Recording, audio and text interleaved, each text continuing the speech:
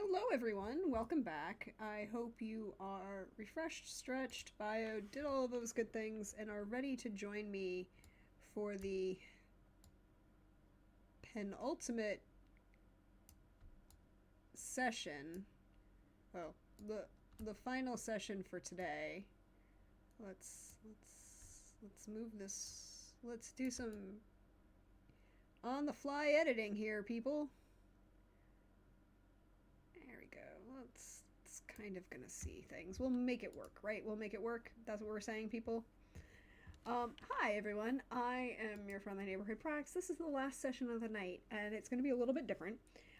We've been playing D&D for the rest of the day, and we're going to play some more D&D tomorrow as we continue to raise money for Fisher House Foundation and for the Battle of the Branches. And so this is a great cause that provides health care, housing, and support for veterans and their families while they undergo treatment at various VA hospitals around the country and around the world. Well, and it is a great cause and one I support every year. And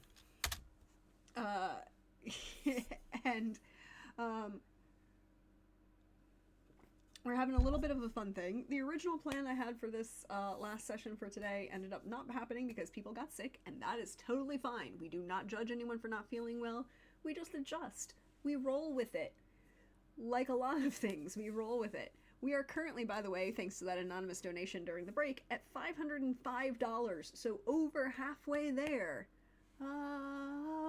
Living on a prayer. There we go. That's as much as singing as you're going to get out of me in the current moment, because I am sung out at the moment. But we are fixing the overlay, because apparently that's a thing that's no, not working right. It's okay, I got it.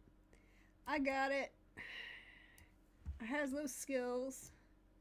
So we are going to play a game I've been looking forward to doing for a while. This is a version, it's called Ironsworn, and this is the StarForged version of Ironsworn. It can be played as co-op or with a GM, or it was originally designed as a solo RPG. And so I was like, you know what? Things changed. I think this is a great opportunity for me to do some fun solo RPG stuff with all of you all. Those of you who watch our dear friend Trooper, Academic Foxhole, Trooper SJP, he definitely has been doing a bunch of these, built into his Traveler the Gambler's universe. And as part of that, I've been really into it. I've been really kind of intrigued by it.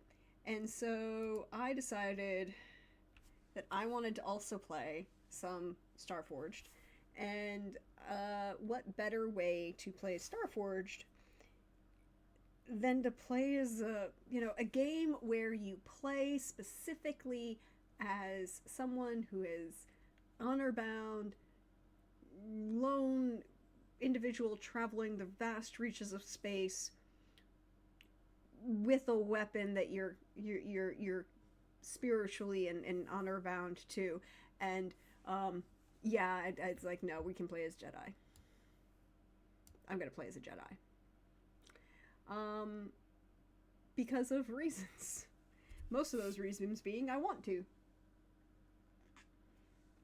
And as you see, we are still supporting Fisher House. We're still running donations for a good cause. Well, let's see how much we can get through the end of the night, right? I'm going to go until 11 o'clock, and then we'll go from there. But we're going to start. I did some prep work behind the scenes for this, because while I know it's kind of a lot of fun to see the character creation for this game and the faction world building, since I was already building it into a particular...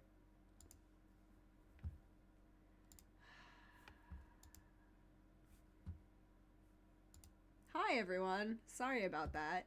It registered me as idle. So let me fix something. I'll be right back.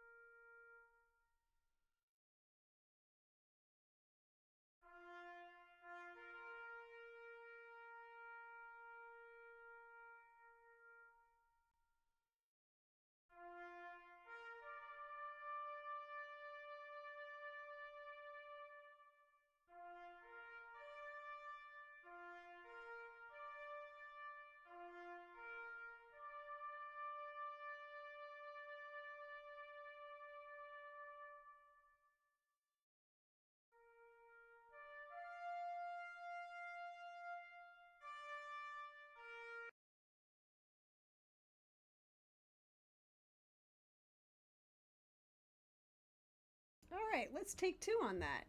Welcome back, everybody. I fixed things.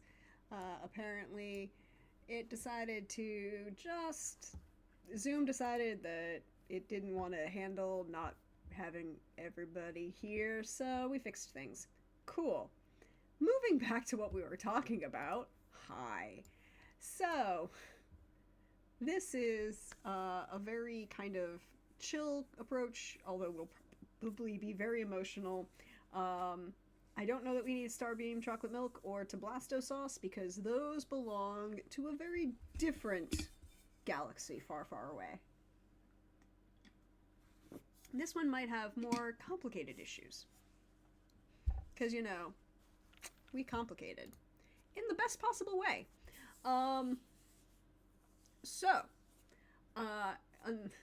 Unstable Diaz says, don't Jedi teach desires are dangerous? I sense Prax is in trouble. No, that's a misinterpretation of the Jedi Code. I would like to take this moment to and remind people, it's not that the desire is dangerous.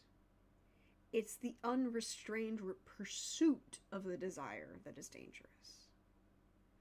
Attachment is dangerous because it is possession. And not the emotion of response of feeling love or affection for someone, but the possession and or unhealthy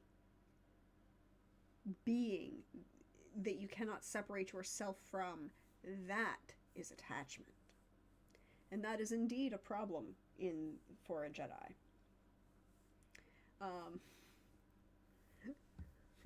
And Unstable Dio says, I'm fully capable of acting on intentional misinterpretation, thank you.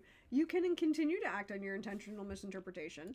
I will just mildly judge you for it, because I, again, am playing a Jedi, and I actually do recognize the problem of the complexity of the Jedi and everything that they go into them. But we are here to raise money for Fisher House. And we are here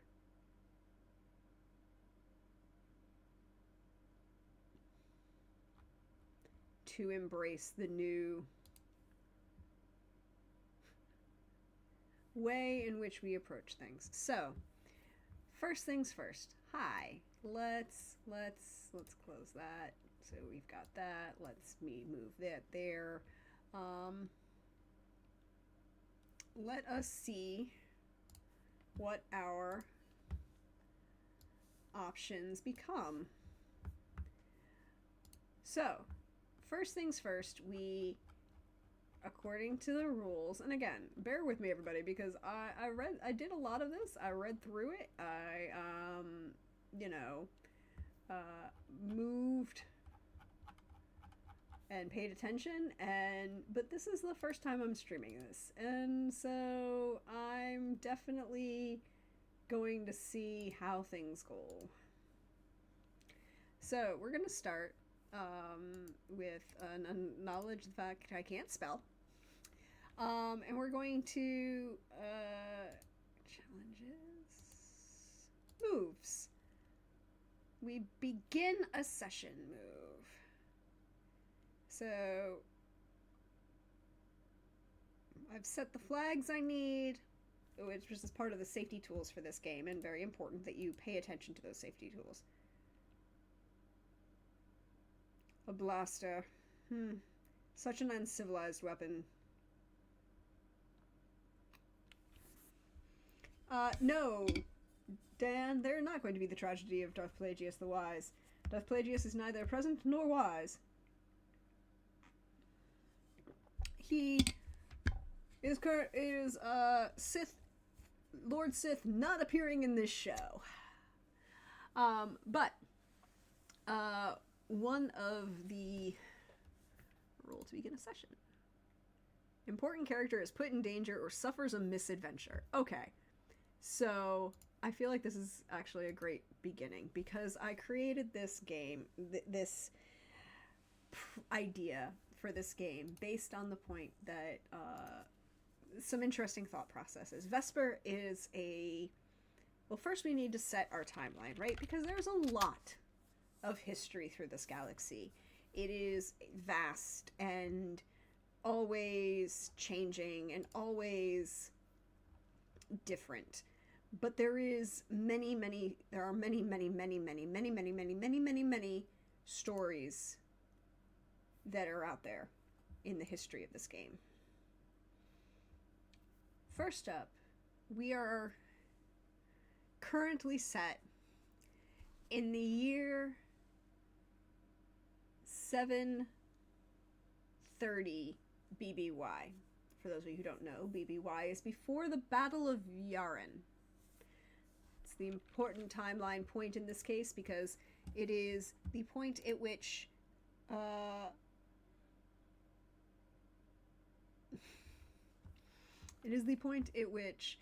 the rebels finally defeat, well, whole bunches of things. The Republic finally rises and horrible choices.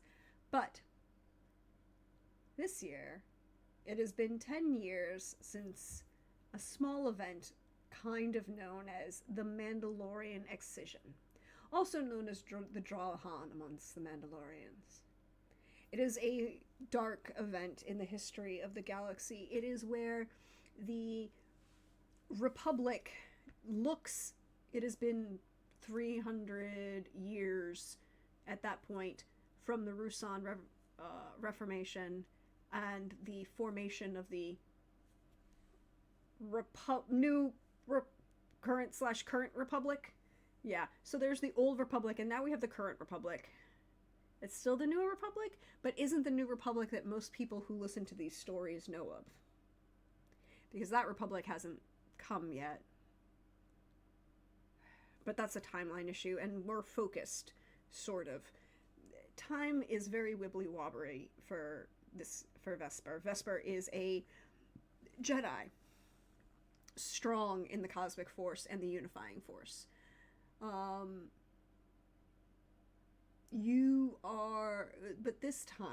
at this point in history, it is 10 years after that Mandalorian Excision when the Republic decided that they didn't like the fact that Mandalore existed by themselves. Realistically, that's what it is. They didn't like the way in which Mandalore existed. And so because of that, they chose a preemptive strike where they effectively bombarded the planet of Mandalore and a number of other planets in the Mandalore system, along with the forest moon of Concord Dawn, or Concordia, the moon of Mandalore, Concordia, the planet of Concord Dawn. And from that, they decided that they would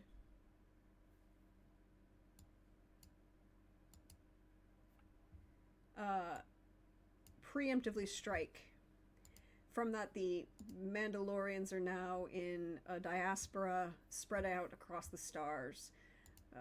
Probably not currently stable very well. But it's not what we're talking about right this second. We're focused. Time to focus. Vesper is a, well, tall-ish for a near-human appearing individual, female presenting.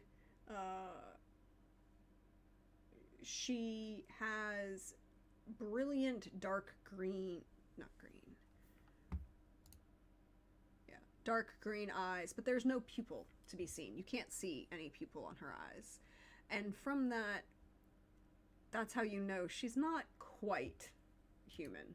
And in fact, if she turned to you and said, she's not human at all, that would be the point at which you would realize. Her hair is a long, dark braid that's pulled back and just hangs braided to below her hips. But it is the year 730.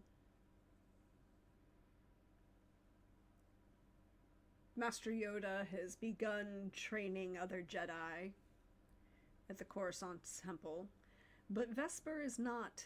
I'm not on the temple. I'm not on Coruscant. It's hard for a Jedi that is strong in the unifying force, in the cosmic force. The visions that they see can be overwhelming. I see can be overwhelming, and it's hard sometimes. But I can't always act on what I see, and in fact many people, Master Yoda is well known for the phrase, the future is always in motion. True, but the future always being in motion means that you can change it. And sometimes what's being told to me is important to know how you're going to change it, if you should change it, or if you shouldn't. I mean, sometimes you don't. It's hard. It's very hard. But that's okay. Those are important things to know. And from that,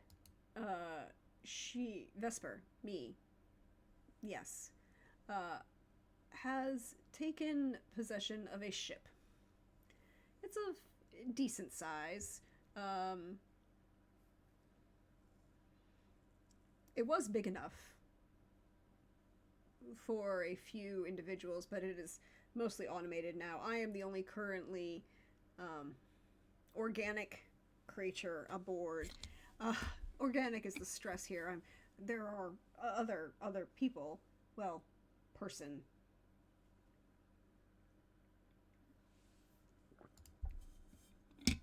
My very dear friend, T7ME, M3. Temi. T7, M3. They are a very useful astromech, a T7 designed astromech. Not like the ones you will see in the future. Those are very distinct. Kind of like a trash can. But no, these are the T7 series has 3 wheel systems. They balance on a on a tricycle balance point of 3 wheels. Very unique kind of octagonal heads, but very useful to have an astromech.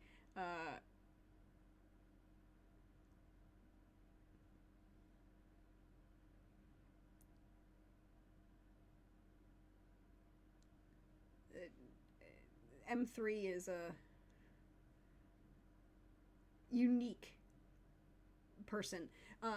They're very useful for doing anything that you would need as an astromech, repairs to the ship, maintaining it, navigation, all of those kind of things.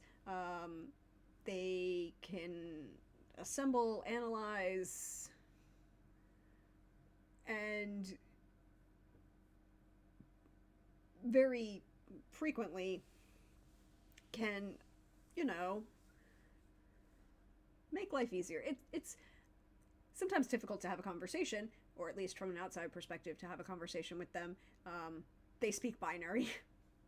And, well, I speak quite a few languages across the galaxy.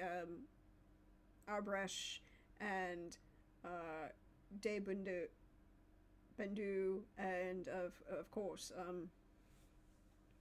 a little smattering of Huttese. My Ryle is non-functional. I do not have Leku, the head tentacles of Ryle, of Twi'leks and Togruta. It makes it very difficult to speak those languages. So much of it is in the motion of the Leku. But instead, I talk to Temi, Emmy, M3. Names are emotional and important, but names change so frequently, particularly for a being that has been in service for a couple thousand years at this point. T7 likes to claim that they were present at the Sith Wars against Revan, and they stabbed Revan in the butt. I do not wish to debate these claims, as I was not there, and T7 has not been in any way, shape, or form had any mind wipe problems. But by the same token, there's a point at which you turn and say, you stabbed the Dark Lord of the Sith, Darth Revan, in the butt with an electric probe, and he didn't crush you like a tin can. As I said, I don't disbelieve them, but I don't have further knowledge and existence, and information should be requested at this point. But as for myself, I am on this ship. It is a little bit big for just me, but with a crew, a forward bridge, a small med facility that's also combined with the hydroponics. I am not very gifted in the living force, and therefore am not a personage that, unlike those blessed members of the Jedi Order who join the Ag Corps, growing things is very not my thing. But I try. I try on occasion. It's quiet in the dark. That's why I'm here. The dark is quiet. And in hyperspace, it's easier to connect with the cosmic force and the unifying force. I have taken the position after knighting to travel, to act as a seeker, bringing those young lights, those new lights, younglings to, well, realistically, creshlings to the creche. Those force-sensitive children who would benefit in the care and guidance of the Jedi Order, or whose parents wish for them to help in that way. Sometimes it's difficult, but it also gives me an opportunity. It gives me an opportunity to do a lot of things that perhaps are not always encouraged on Coruscant.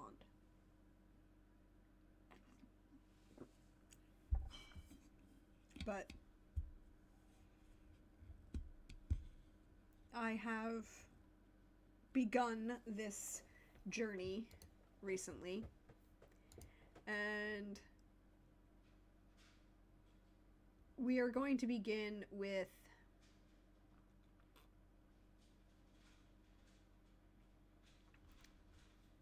a small excursion as a begin the session where we flash back to a scene where Vesper sits kind of watching the stars in the viewport, because it's not actually a window. No one actually puts a window on a spaceship. Maybe on a fighter, because you can put it with transpartite steel, but why do that when you can just do it with a viewport and a projection screen and not have the point of, you know, the danger point of a glass fusion as the large front protecting you from the vacuum of space.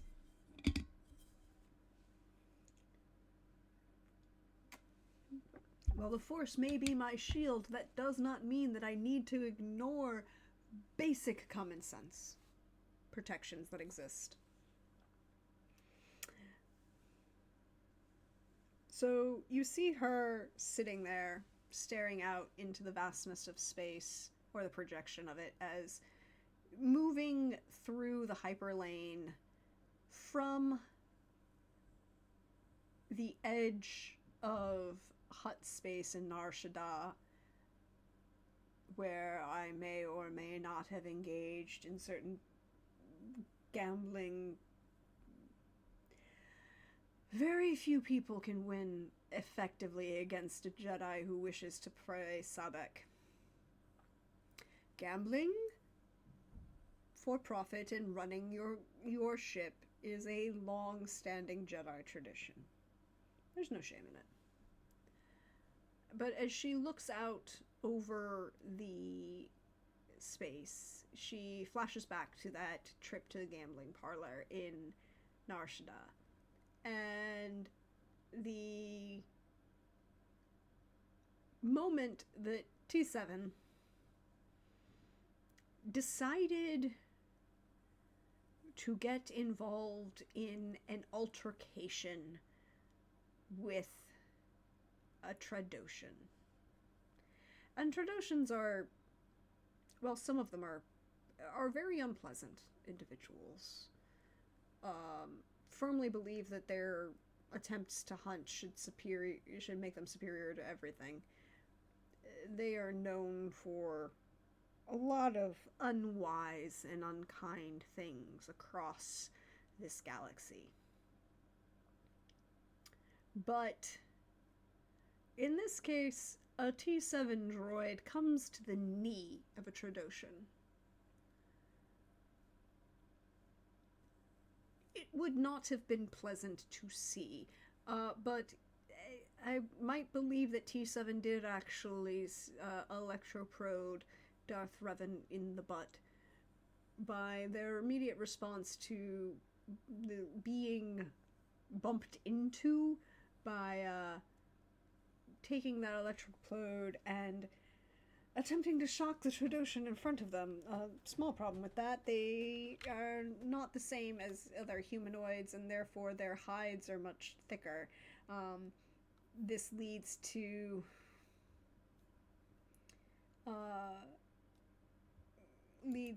a lot of well, it was kind of a comedy of errors, attempting to run away from this. You could picture like a hollow novel, right? A hollow novel projection, and running through the dark and jumping. Well, I was jumping. T7 doesn't jump; they are a droid. Weaving, dodging in and out, and attempting to merely have what is called amongst certain producers a Benny Hill moment of trying to outrun a very large tradition and avoid their attention after being zapped by an astromech with an electroprobe. And you kind of see this running image of the Jedi in mostly spacers, kind of beat up pants with a dark jacket kind of thrown on, and you can just make out underneath the lighter tans of the Jedi tunics that are tucked into these heavy-duty workman's pants and the heavy thud, well, what should be the heavy thud of work boots as Vesper moves through the space station that is Nar Shaddaa, or outside of Nar Shaddaa, in quiet movement. Being chased by an 8.5-foot tall Trandoshan.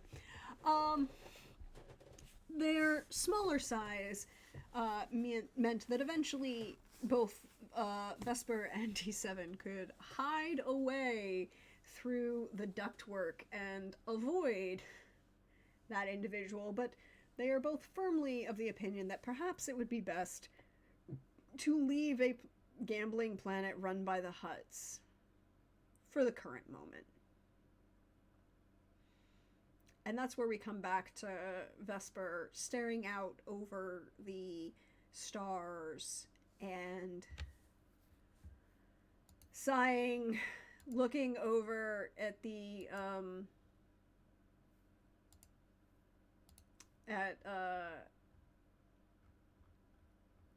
T7, shaking her head and going, you know, it really was not to our advantage to have you draw that much attention to us. And I think it might be best if we don't do it again.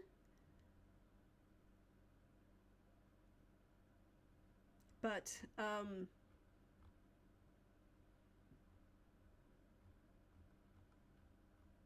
yeah, maybe consider that. And she sighs. Because she knows as much as she says something, T7's not going to. T7's not going to. T7 is going to look at that and you know, merely do what they want. Droid does what droid wants.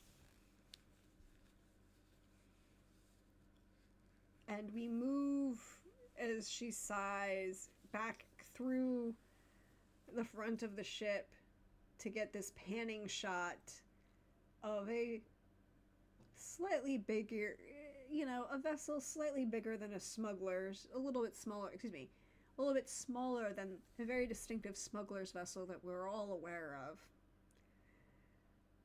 Kind of a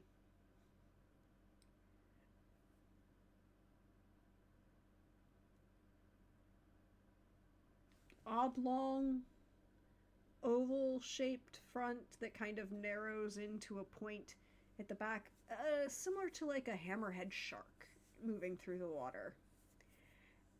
And you see this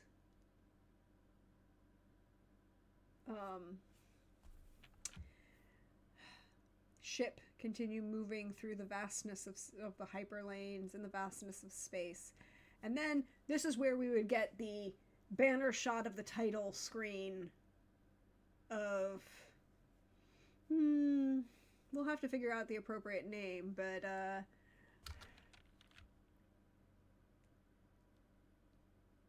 story that takes place long, long ago in a galaxy far, far away. Gotta credit or drum roll, the swelling of George Williams music, and then a scroll telling you about the current state of the Republic and its relative peace at the moment that is currently going on. It's peaceful, sort of, for a given value of peace. There are still huts. There are still, excuse me. There are still, crime syndicates. There are still, there he is. Does that look good? No. There we go. That worked. No.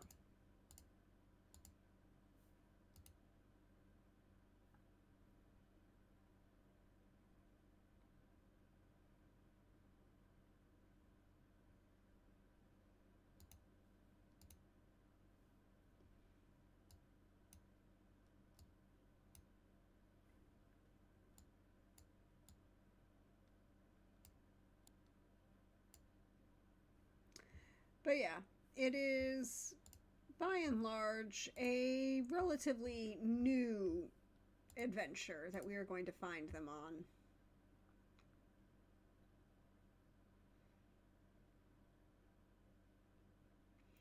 Yes, exactly. It's not a lot of information. In this case, the Mandalorians are, the Republic is at peace with Mandalore. The Sith are vanished and have been gone for 300 years. The Jedi aid the Republic and no longer rule over planets or systems. A beneficial religious order for all. And it's in this environment that we meet Vesper. She, her pronouns. Again,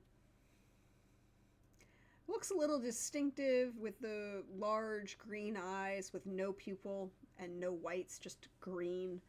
A long dark braid of hair that she wears tied very tightly back.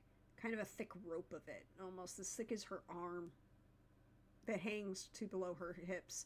She stands about, as we see her stand up, walking through her ship. She stands about 5'5", maybe about that. Very average height. But she's silent as she moves. And we see her smirk as the ship pulls into pops out of hyperspace just at the edge of the Corellian system. Not so much as to actually visit Corellia, but mostly so that one might perhaps take advantage of the various other shipyards that are across the system, and avoid undue notice from other parties. She doesn't want to really be seen or noticed so much. And she's just popping in long and out of hyperspace long enough to refuel and check any messages she might have. Because, as we all know, comm links cannot be established while in hyperspace.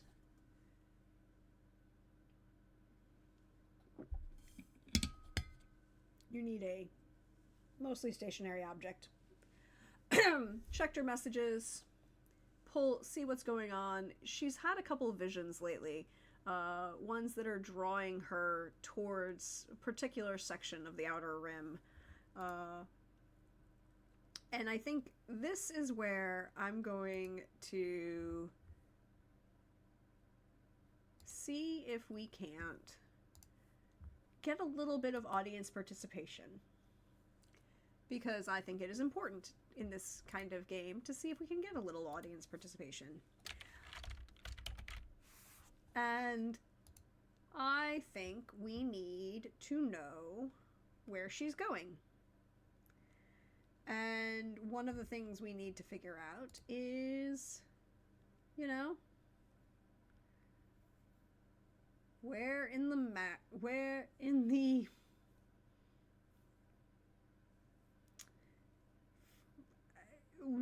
the galaxy do we head?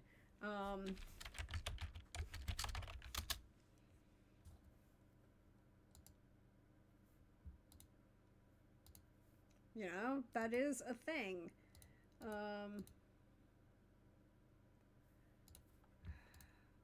It is a vast and complicated galaxy out there. But somewhere in the outer rim,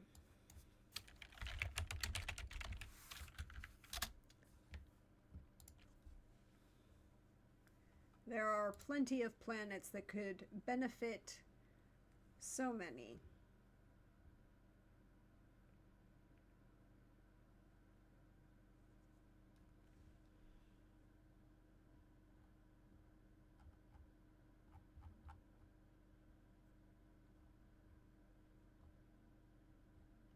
But we're definitely going to avoid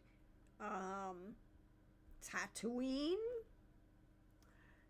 Basically, we're going to avoid we're going to avoid, you know, we're going into the Outer Rim. We're going to avoid, we just left Nar Shaddaa after a not quite so pleasant altercation with a Trandoshan. And perhaps it might be better is an option to avoid the hut space for, you know, the foreseeable future. Just a thought, right? Like, perhaps a thought.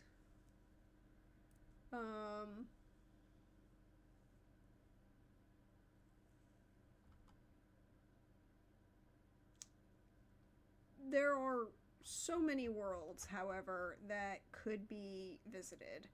1,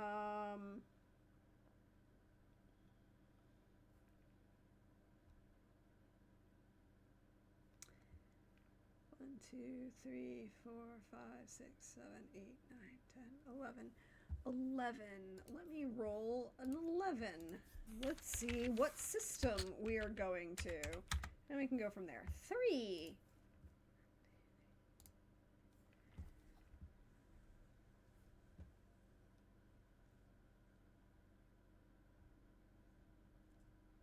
Ezrin.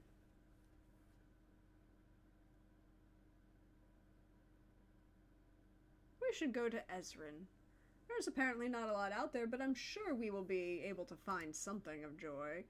Or, well, something to answer this blinding headache this vision keeps giving me. There is a child, a youngling, who calls for assistance, and any who call like that, the Jedi will answer. Hopefully. So she will lean back once she kind of has come back to herself after sitting front, and this strike of this vision upon her turns to T7 and is like, alright, lay course in for Ezrin once we finish refueling. I feel like that is where we are needed next. And I think that is a undertaken expedition.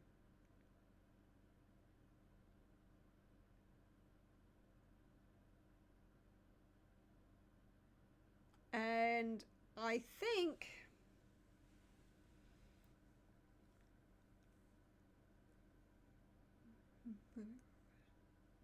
we need to determine what... Okay, so first of all, we need to travel to Ezrin. Okay, we're going to travel to Ezrin. And I think this is because it can be troublesome, dangerous, formidable, extreme, or epic. It's not going to be extreme or epic because this is a planet within the star system, within the knowledge,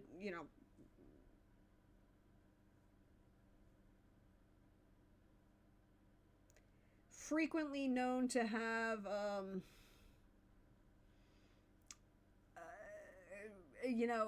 space station that is friendly to Republic. A smuggler space station that is friendly to the Republic. And they didn't support the Sith, so it's not extreme or epic, but it might be dangerous. I think it's dangerous, right? This isn't an uncharted passage. This is a dangerous passage. And we need to think about how we're going. Are we moving at speed? Are we keeping it under the radar? Are we staying vigilant?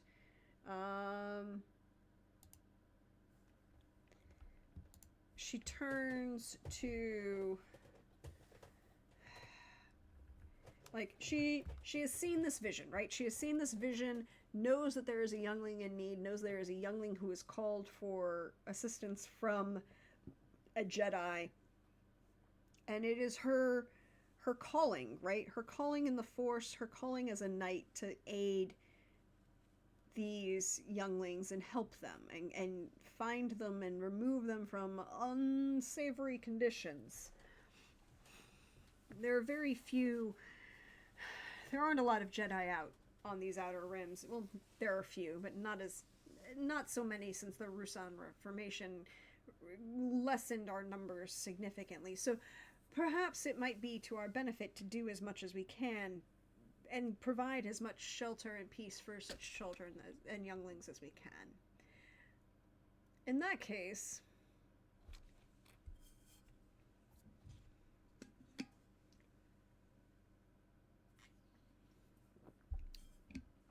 we should move at speed, right? I think what we see is her patiently, in what would look to be patiently for anyone else, watching the droids from the windows, not really windows, from the viewport, watching from the viewport as the droids refuel, in this moon of Corellia. And for anyone outside, like anyone who isn't a Jedi or strong in the Force, would look at her and see that she is patiently waiting, that same kind of Jedi patience that they are most known for.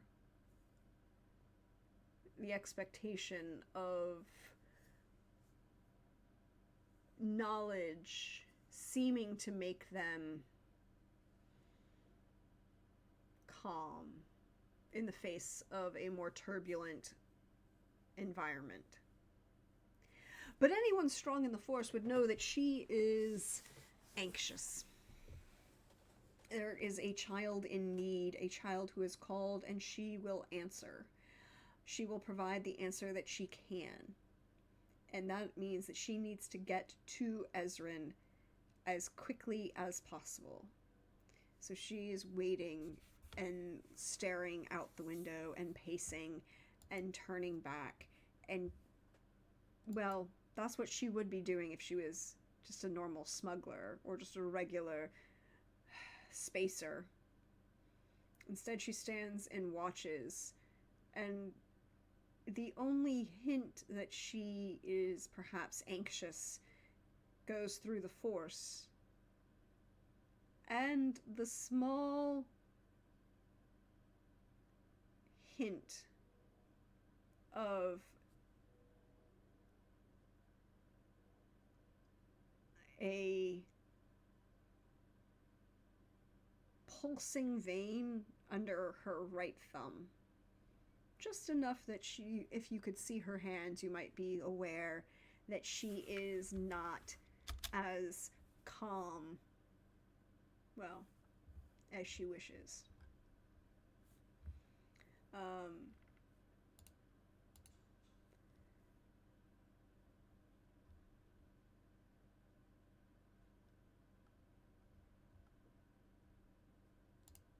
So, she is going to move at speed, and she waits and she waits, and the moment the various hold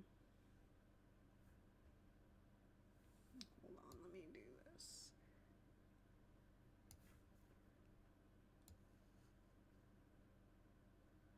There we go. There we go. That was actually going to be better sight, right? Like that looks a little bit better. And you can see the dice roller down here. There we go. So we can see the dice roller. So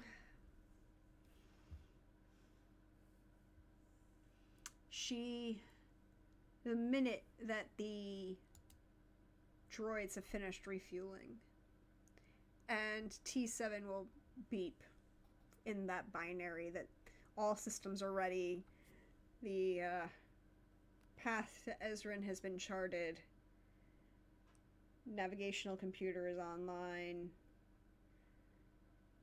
and that they are ready to go. She is going to move at speed to get to across this portion of the galaxy towards Ezrin. Which means she's going to roll, moving at speed, roll with edge. And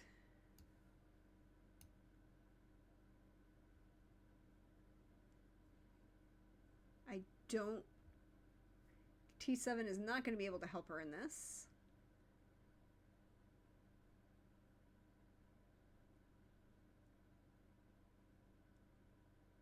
And nothing on the ship is going to help her with this. So, roll with edge. Let us see how we do. It is a weak hit. It is a weak hit. Oh, that is good. That is good. We are starting off okay. So on our travel to Ezrin, on a weak hit, you reach a waypoint, but this progress costs you. Choose one. Suffer costs en route, make a suffer move, or 2 suffer moves. Face a peril at the midway. I think it's going to be, I think it's going to be a peril, right? Like this is peril. So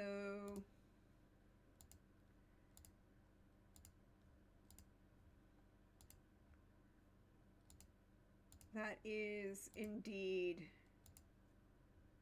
I think what this would be. This is going to be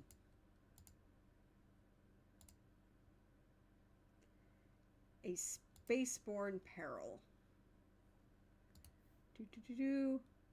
Oh, but it's a Star Wars game. We know what this spaceborne peril... Wait, no, that's not true. There are 2 options.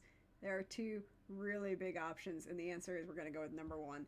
And the number 1 spaceborne peril in a Star Wars universe is... Hold, please.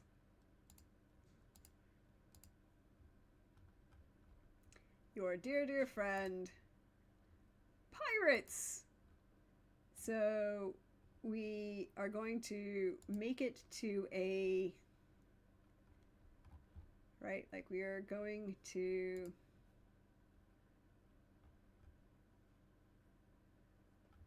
make it to a waypoint that will get it, but we are on this journey. And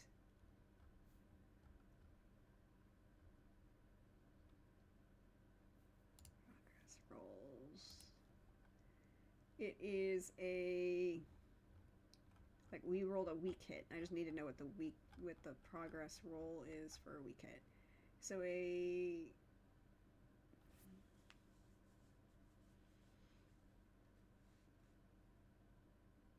is a dangerous progress that we're making, right? And we do mark progress, right? Because we made the weak hit. So we're gonna mark 2 boxes, right? Fully. We mark fully, so we've made 2 across our thing, and we have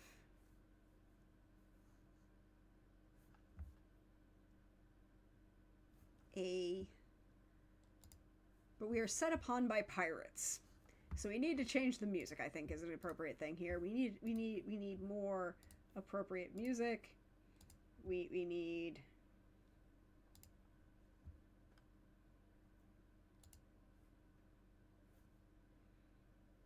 combat music.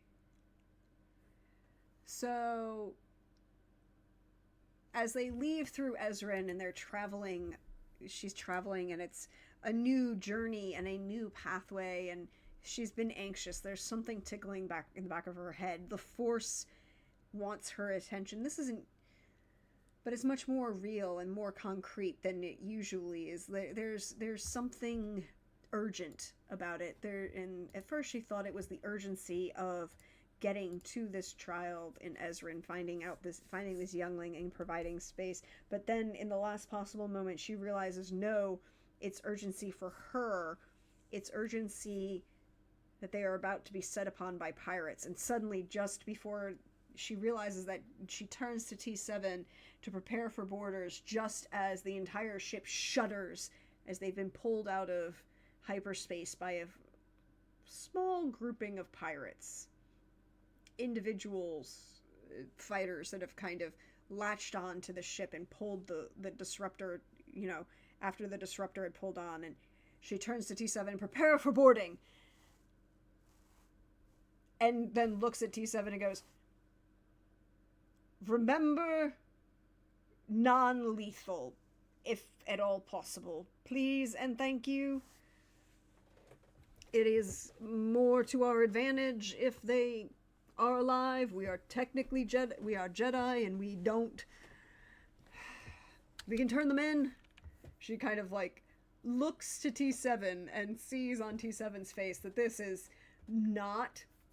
There might be a possibility of this individual, of this happening.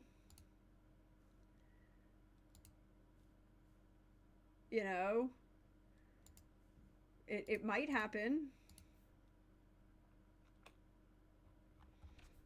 But that's a thing. So we're going to move into...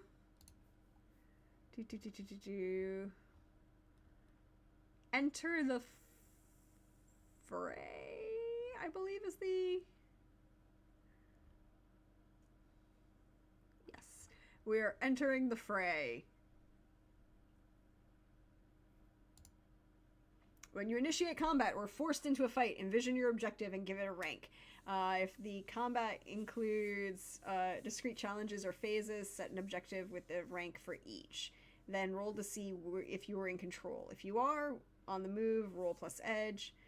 Facing off against your foe, roll plus heart. In the thick of it, at close quarters, roll a plus iron. On a strong hit, take both. On a weak hit, choose one. On a miss... Okay, so we have another progress bar here, and that is fight the pirates. Repel the attack. We have to be more accurate, right? We're repelling the pirates. But they damaged my ship.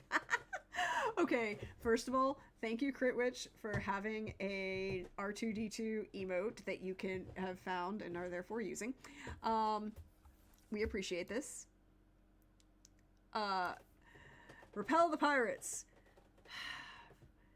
I'm going to say that this is a she's well trained, and Vesper is a blade master.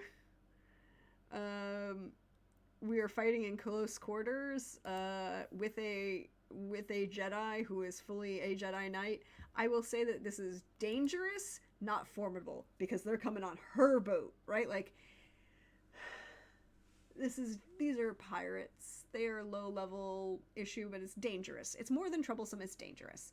So you see as she turns and gestures with a hand to seal off, and various bulkheads begin closing off, so that the only way for the pirates to come is through the main galley to her. She's created a killing bottleneck. Within this space, she is going to be able to control with her lightsaber the interaction that she's going to have with those pirates when they breach. And it's this brief moment of everything happening, and then the breach happens. So it is a dangerous moment. And what do? We rolling. She's going to be rolling into the thick of it, right? Like, she is coming into close quarters to fight them hand with her lightsaber in a close quarters blade. And so roll plus iron. Oh, it's a miss. Oh, it's a miss. Oh, what happens? What happens with a miss? On a miss, the fight begins and you're in a bad spot. So while she had made this kill path and she had brought the lightsaber up and she flicks it on, you hear that sound of a lightsaber coming in on, and it's a very kind of warm toned yellow as she holds her lightsaber up, and it's just this little bit closer to like hints of gold in the light of the lightsaber. But as she brings it up and she's prepared to deal with moving into close quarters with the pirates that are coming, she didn't realize that when they had pushed the breach,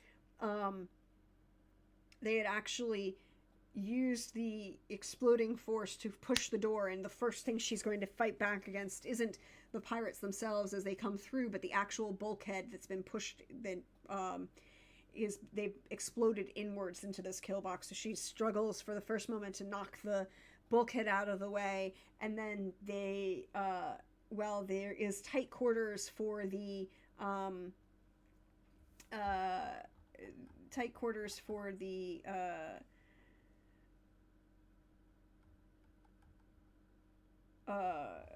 for the pirates. It's still tight quarters for her, and there are a number of blaster bolts being fired away and away.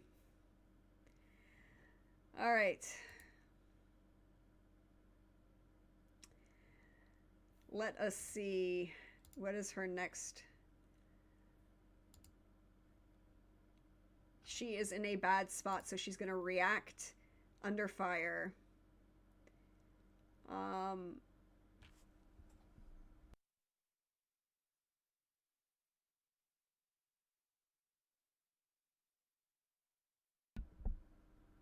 She is, when you're in a bad spot, take an action in the fight to avoid danger or overcome an obstacle. Envision your approach and roll if you are in pursuit, fleeing. Remain stalwart against fear or temptation. Blocking or diverting with force, or diving and taking the hit. She is blocking and diverting with force as you see the blur of yellow lights of the lightsaber coming forward into a combination of Form 2 to kind of build this protection for her from these massive number of blaster bolts. So that's rolling with iron again, right? Yeah. Iron, let's see. And another miss. I've rolled 2 1s in a row. I've rolled 2 ones in a row. I want you to know that I have rolled 2 ones in a row. On a miss, the situation worsens. You stay in the bad spot and must pay the price. Ooh, right. We need to pay the price.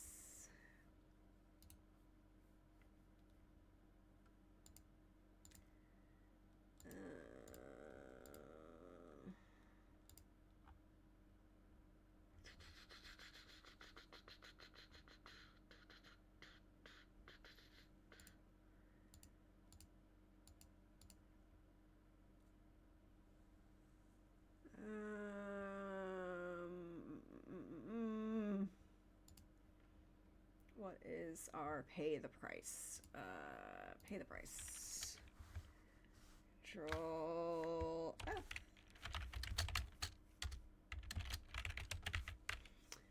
Okay. Looking for this. Repair. I'll see Oracle. Finish the scene. Secure.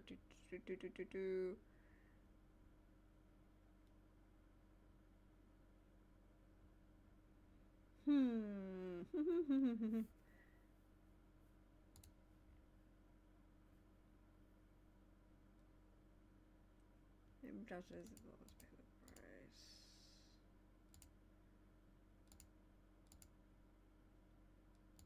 You know, it'd be really useful if it let me find that one, the first instance of that one, instead of every time it's in there. Immediate consequence, or such as make a suffer move. Okay. Okay. We are moving. We are getting there. Pay the price. Then when you must pay the price during combat, the cost should reinforce the danger of the situation. Okay.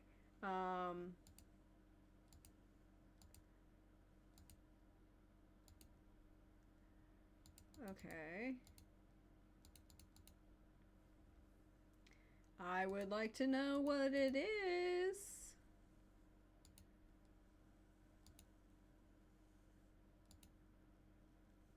Or miss in battle, you fail to achieve your objective, must pay a price. Make it hurt, but not in such a way that it puts an end to your story. Envision what happens, apply the cost of failure, and then decide how to move forward. Okay.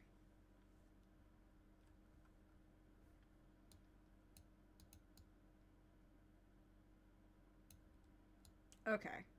So, in this case, what is a suffer move?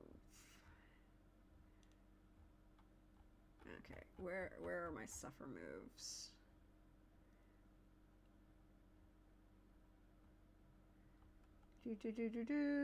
Yay! I know we're kind of winging it here, everybody. Okay, so I think it's endure harm, right? Like, this is, she's trying to avoid getting hit.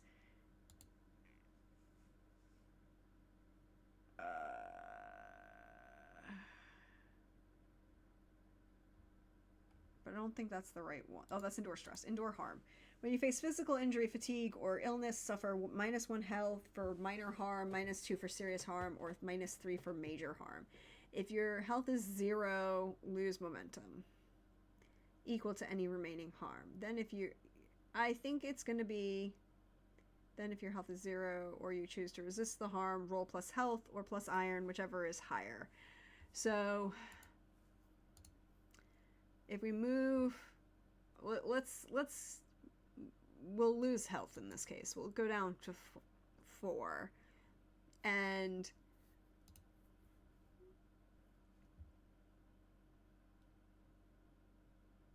or we can try and resist the harm, right? Like, we can try and resist getting shot, but I think it makes sense. She gets shot, we're going to take 1 harm, and the pirates keep coming. They keep coming up, and now it's more complicated.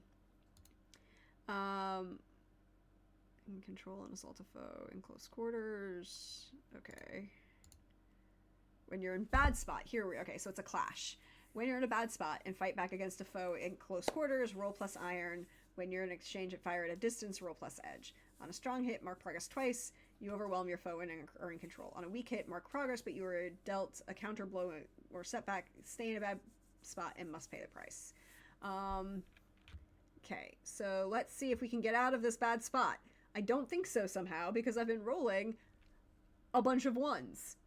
So we're going to roll iron to see if we can get out of this.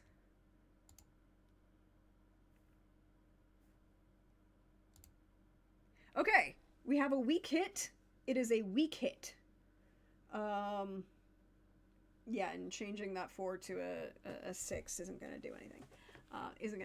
All right, so it is a weak hit. On a weak hit, you mark progress, but you are dealt a counter blow or a setback. So we have a weak hit.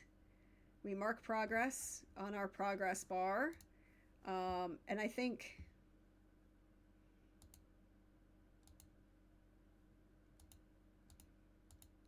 we have, she's slashing and reflecting blaster bolts back and forth, and you see like one burned through creased one of the her shoulder, and because it's a weak hit, she's going to try and resist the harm in this case by rolling. She can roll her health,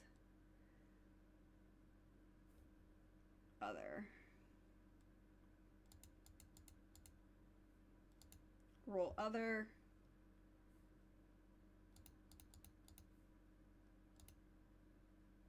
Ooh, it's a miss. Oh, you have to beat it. Okay.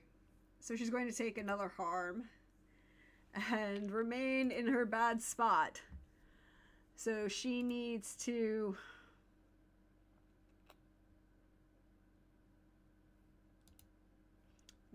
keep the lightsaber twisting and turning and twisting and turning, and shout out for T7 to get them back into the hyperlane. Do what you can. Shouting out at him, knowing that it's going to be a while, and trying to close even closer distance with the pirates that are coming in. She's swinging and missing, knocking back blaster bolts. There are streaks across the entire inside at this point. The tight quarters are definitely helping and aiding in this, but she's got a crease off of one arm. You can see a blood well, no blood because it's their blasters, and therefore the way it works. No, they might. Bleeding from her chin and jaw. She's looking a little rougher now. And she's going to try to roll plus iron.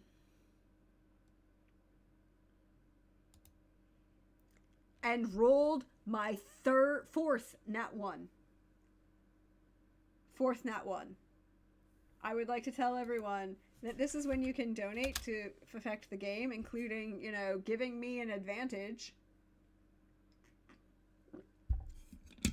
That might, help in this situation.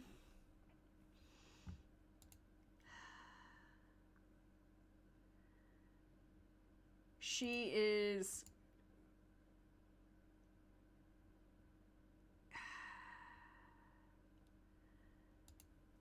still taking damage, and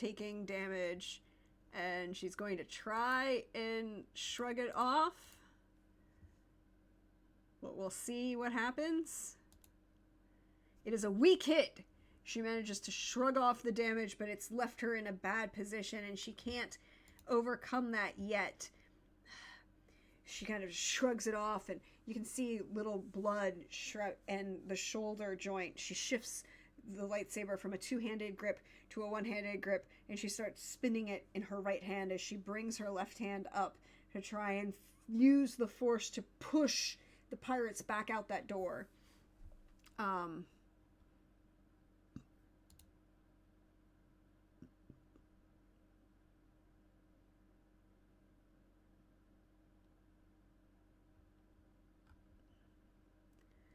if you're... Okay, but I can do... she's going to try and take a decisive action, which is to push those pirates right back out that door. So... let us see. What is she... when you seize an objective in a fight, envision how you take a decisive action. She's using the force to shove. The shoulder is still messed up. You can see its bruises and bleeding and struggle. And she's going to push as hard as she can to push it out the door. Wait a minute. Have I been forgetting? I've been forgetting the fact that she has an asset for this. Add +1. She gets a +1 to any of these attacks. It wouldn't have mattered for some of them, but it's important to remember. So she's going to, if you're in a bad spot, count a strong hit without a match as a weak hit and a weak hit as a miss. Okay. So we need a strong hit. Hopefully a strong hit with a match, but we need a strong hit. She gets to roll +1, and it's a miss. She's gonna die here in this fight with pirates because she was over cocky and didn't think it was that big a deal. She pushing with the force, and then suddenly there's a shift in the pressure and it comes flying back at her, and she has to shift the blade of the lightsaber, slashing downwards to shatter the hatch cover, and doing so allows her to get hit by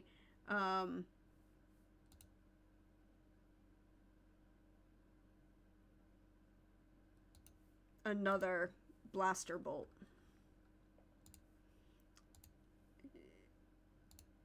She is looking severely rough. She's at a 2. Not looking so good. She can't quite disengage, and the space is too small. She needs to not push them out, and or take the fight to them. She's going to try and do that.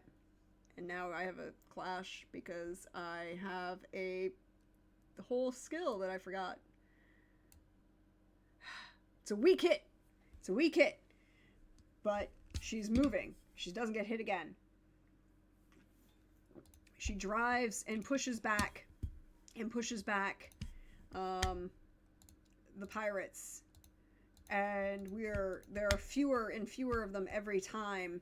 But now she's moving forward, taking step by step, more concentrated. The movements of the lightsaber are more precise and more exact. It's meditative. She's focused in, and is going to reach out and try and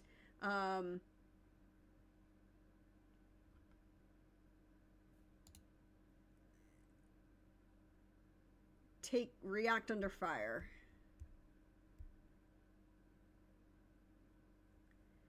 And she is looking around and sees the junction where their airlock has joined, and she smiles because that's what she's going to do instead. Instead of attacking the pirates or pushing them back, she's going to attack the airlock and have vacuum suck them out. So going to roll that. Let us see what happens as she rolls plus wits. Strong hit! Strong hit! That is a strong hit. That is a strong hit. We like a good strong hit. What do we get on a strong hit? On a strong hit, you succeed and are in control. You take 1 momentum. Woohoo! We gain a momentum and we are back in control. That is what we want. We gain a momentum, so we move on the momentum scale. We are back in control. We have more options, and you succeed.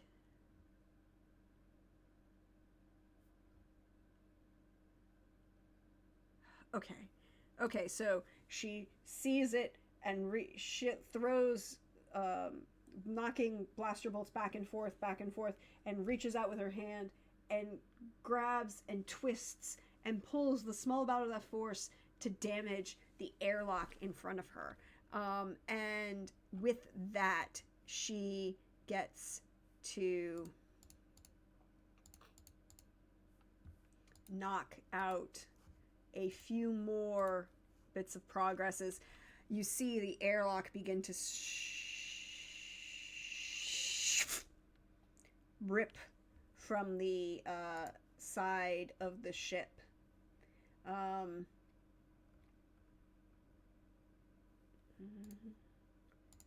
Okay.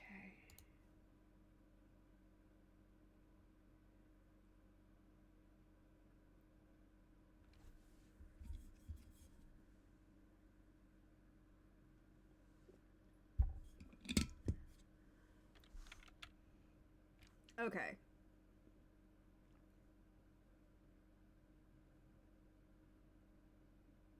So we move. We now get a +1 on our next strike, and now she is reacted under fire, and she's back to where she's in control.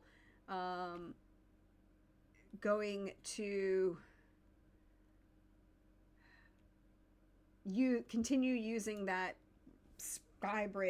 airlock and manipulate how it's holding things together, and using the force itself to shove the airlock away from the ship and let everything else go with her.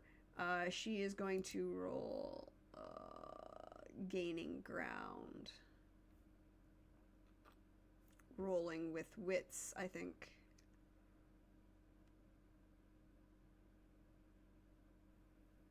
Yeah. Oh, but it's a miss. It's a miss. Hold on. What is the rule for momentum? How do we use momentum? Burning momentum.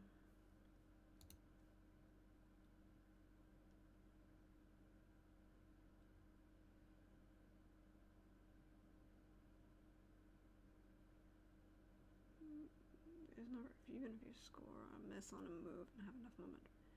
Jesus, earlier. Okay. Gaining.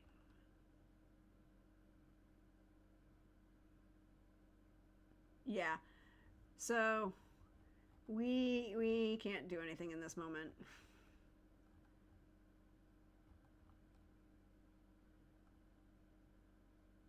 So it's going to take need to roll against the harm that we're suffering. We can't do that again. We're really messed up at this point. So gonna try and roll to overcome the harm.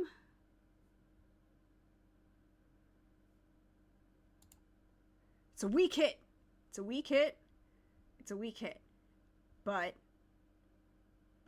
we can do this. We can take this, and we will endure and shake it off slightly, swallow it in, and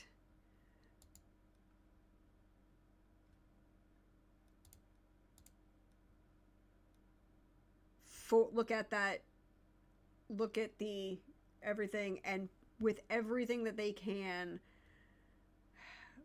push out that airlock. It is the last thing that needs to go. They know that they're there. They need to do this. Okay. Reaching out with wits to try and breach this airlock. Or she's moved closer. Yeah, we're gonna reach and roll with iron, because she's come closer and she's swinging that blade, and she gets a +1 because of it, and it's a weak hit. Weak hit, weak hit, weak hit. It's okay. She regains control, regains moving forward. There's another shot that kind of jerks her out of line, but she moves forward. And she moves forward again and again and again, and it becomes, again, that meditative state that she's fallen into. And then she's going to strong hit with a strong hit on a strike. Mark progress twice. You dominate your foe and stay in control. Ha! Yes. Mark progress twice. Our progress, I believe that will... Yes, marking progress twice.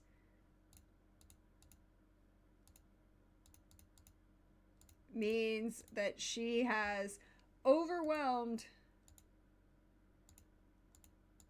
and repelled the pirates. And she uses that force that she's been pushing, and we see the pan back.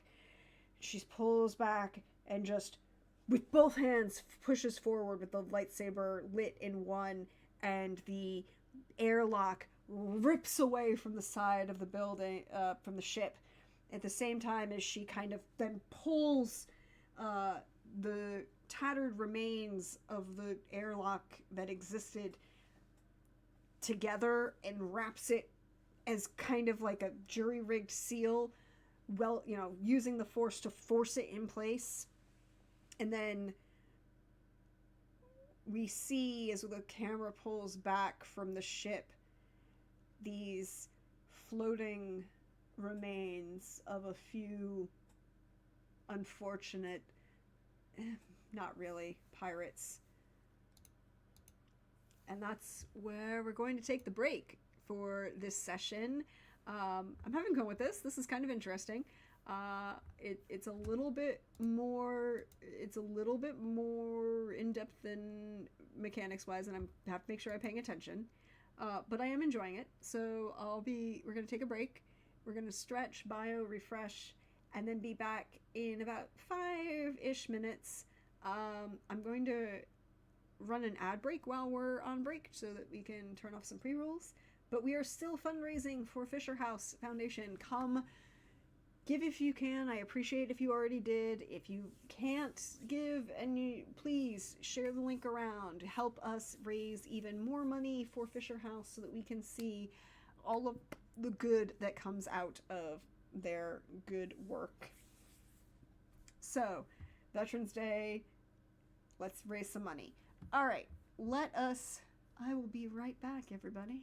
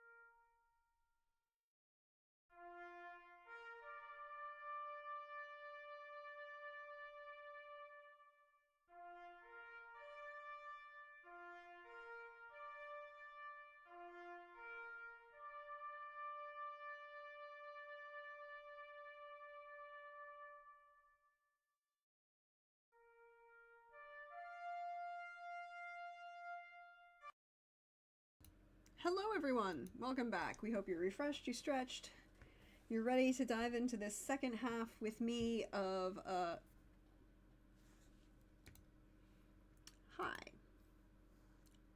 Hello. Am I being heard on the internet?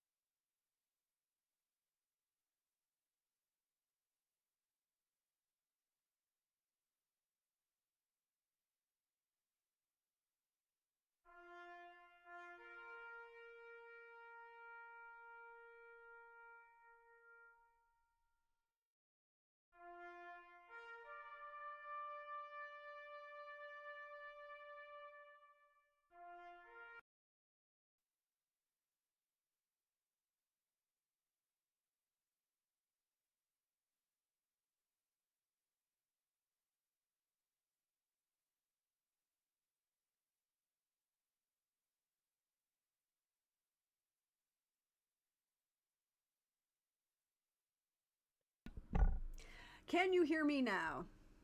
Please, please, please, can you hear me now? Can someone tell me if you can hear me now? Let us see if...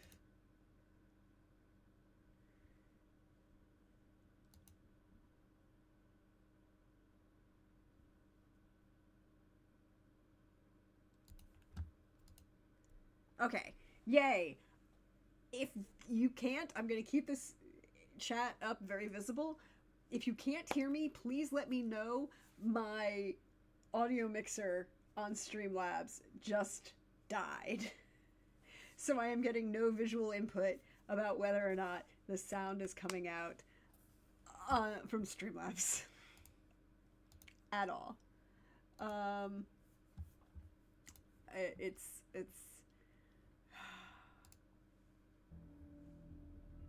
I'm getting audio input from the background music. That's a plus. Just not from the mic at all. Because that's not a concern. That is not a concern. Anyways, Vesper, little beat up. A lot beat up, actually. I should figure out recover moves. Heal. What is... How does one... So, we come back. The camera pans back in, and all of a sudden, we are back with Vesper as she's leaning heavily, sighing, again with her head resting on the bulkhead that's kind of been folded in on itself from the weight of the force to hold it together. And she pushes back with a groan and moves towards the medical bay. through the intercom, letting T7, telling T7 to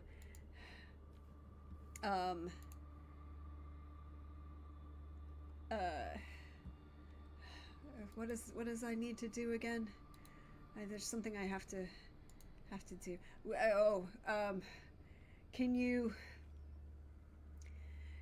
take a look at this bulkhead and see? Can you seal it up, or do we have to make a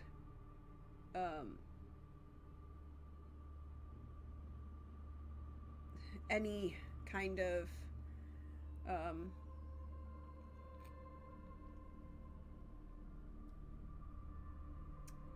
stop along the way? And she's sighing and breathing heavily, and instead she makes her way into the medical lab. But we're going to have T7 kind of cut through, and he gets to be a utility bot.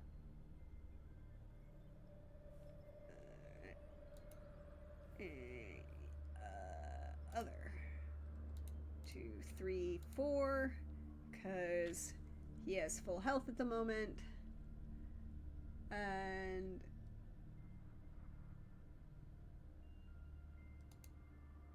strong hit. We gain 1 momentum, and he can overcome. What do we got going on? So he shakes his head, or their head. Its head. Vesper is very confused. She probably has a slight concussion at this point. She is looking a little rough as she collapses on the medical bed, the bed in the medical bay, and uses the force to kind of summon the medical equipment to the small tray at the end of the bed.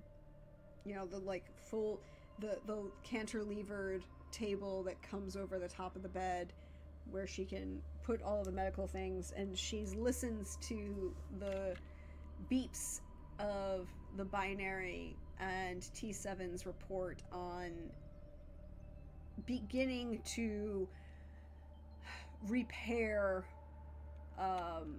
this bulkhead.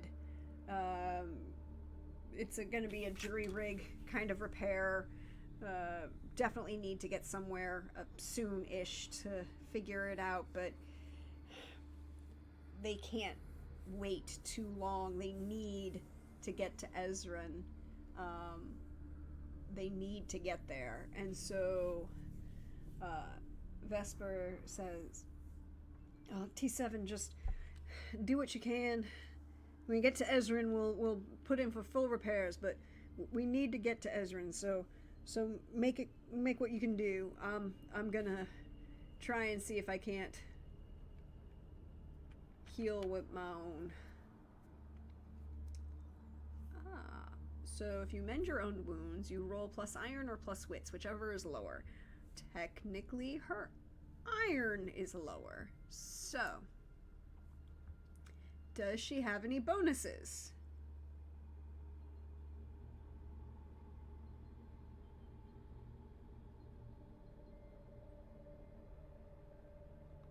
Does she have any bonuses?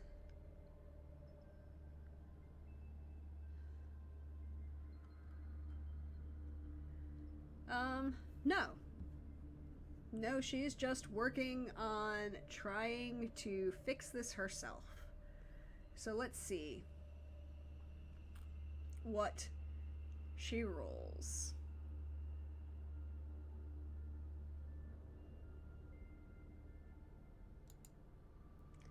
Oh,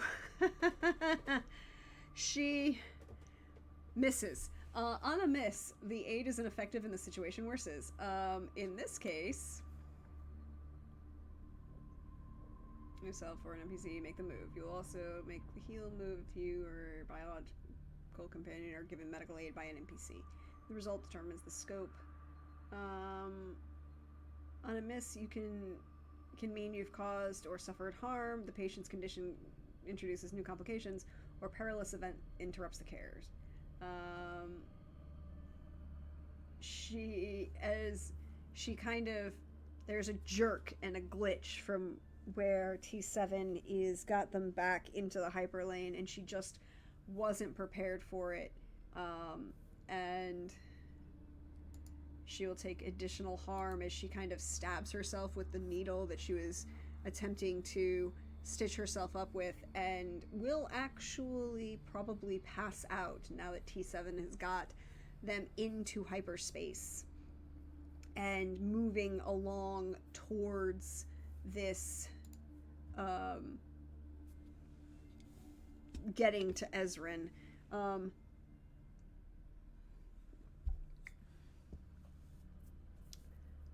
So let's check something.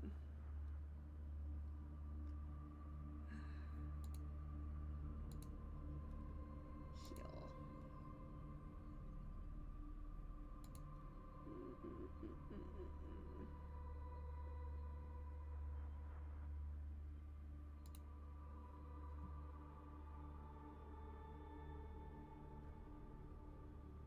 Okay.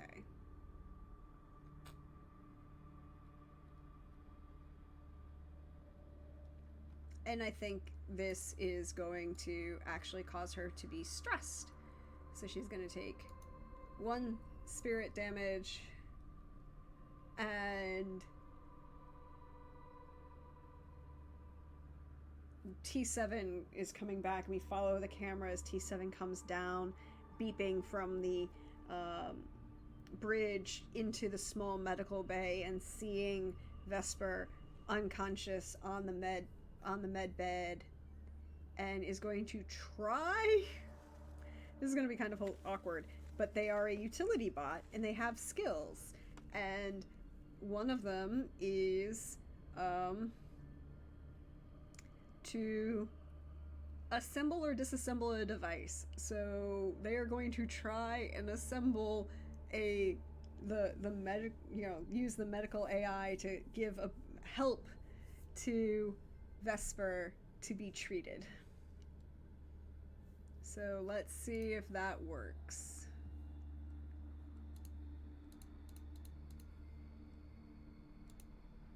It is a weak hit. It is a weak hit.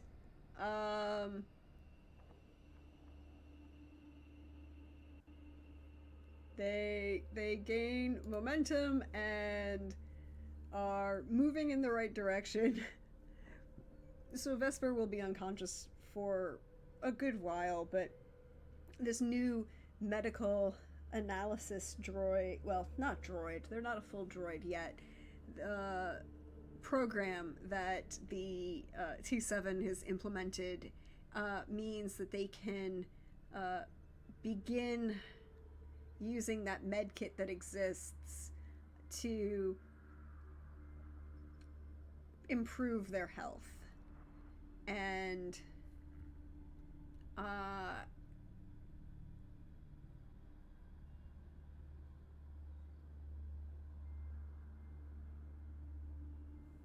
in this case, well, again, the medbot is going to attempt the role to improve the health. So let's see what happens. Oh, it's a weak hit.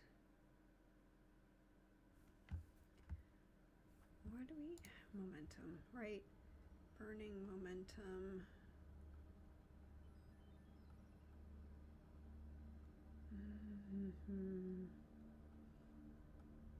Connection, sort of compel, face danger.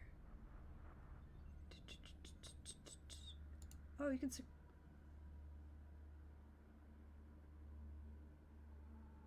Okay, so it's a weak hit. On a weak hit, it takes extra time of resources. Lose 2 momentum or sacrifice 2 resources. So it's going to be lose 2 momentum. And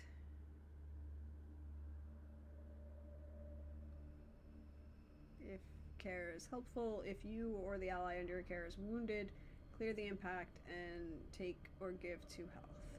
Alright, so we're going to say give 3 health. They're not officially wounded yet, so they have 3 health.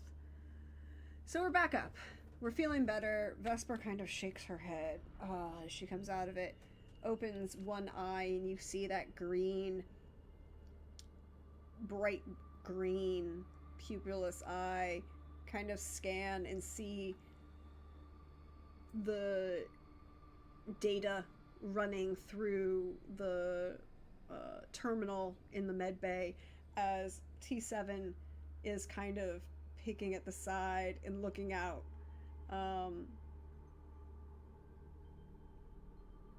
then you kind of hear these long beeps that are very much an admonishment of Vesper, and that they should be better equipped to handle this situation, and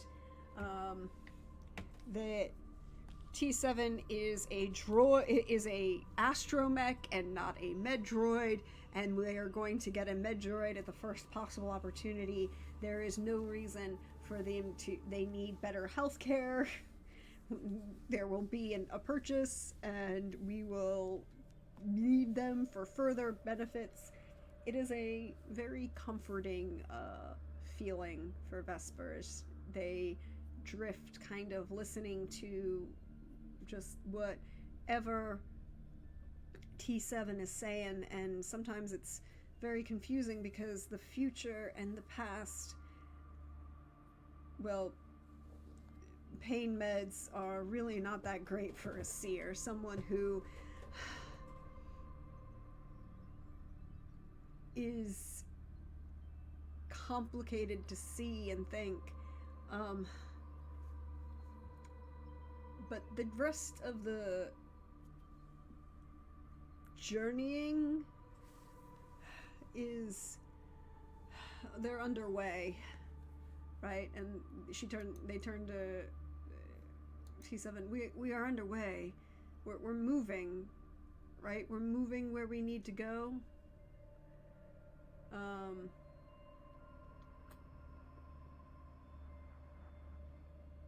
Yeah. And I can't focus. I feel like I'm going to have to ask.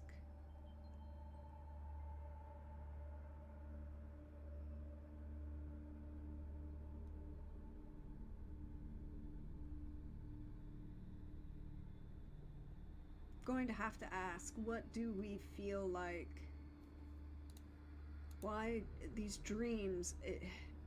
Is this... I have to ask the Oracle. Right? These dreams, I can't stop. These visions are there, and I need to know, should we push through and keep going as quickly as possible? Or can we be more circumspect in our driving?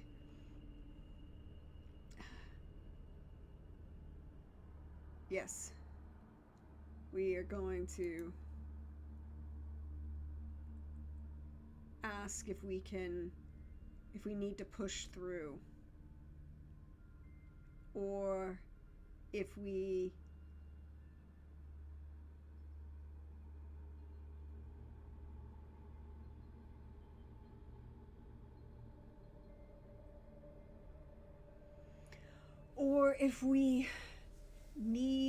if we can take a little extra time.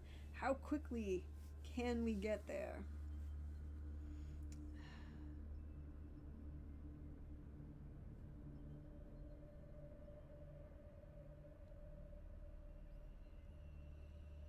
When you seek to resolve questions, reveal details, discover locations, determine how other characters respond, or trigger encounters or events, you may draw a conclusion, decide the answer based on the most interesting and obvious result, spark an idea, use an oracle table or another random prompt, ask a yes or no question, decide the odds if a yes, and roll on the table below to check your answer.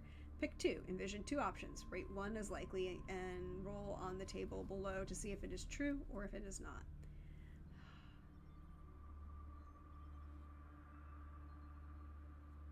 Yes or no, do we have to go faster? So that's a 50-50, right? Like, which one is the right answer here?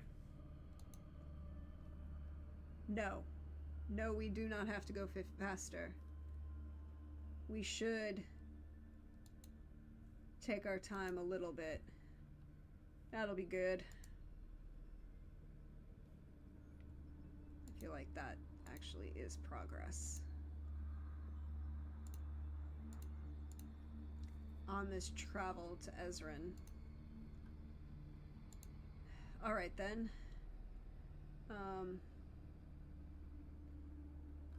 We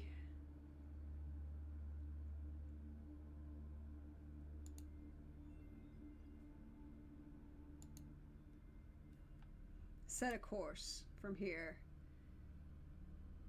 and make our way. We're staying in the hyperlanes. It's not going to be that dangerous any further. Roll plus supply on a strong hit.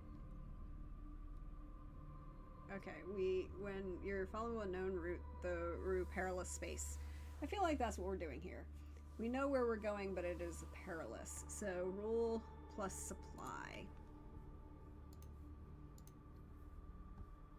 What is our supply? Our supply is 5. That's good. Alright, our supply is pretty good. Strong hit! That is a strong hit. Yes. Yes, indeed. On a strong hit, you reach your destination and the situation there favors you. Take 1 momentum. Okay. So, as they shift and the belief that they don't have to rush, that they consulting with the Force as Vesper meditated on the Force and meditated on the vision that she had seen of this youngling in need of a Jedi and asking how quickly do we have to be there, and being told you can take your time, at least not have to move at best speed. The journey becomes that much better. You see flashes of Vesper meditating in the bridge and common space, and occasionally talking with T7. And 2 days later, they come out of hyperspace right above the Ezran space station, a home of smugglers and thieves, but ones that support the Republic, at least against the former Sith Empire and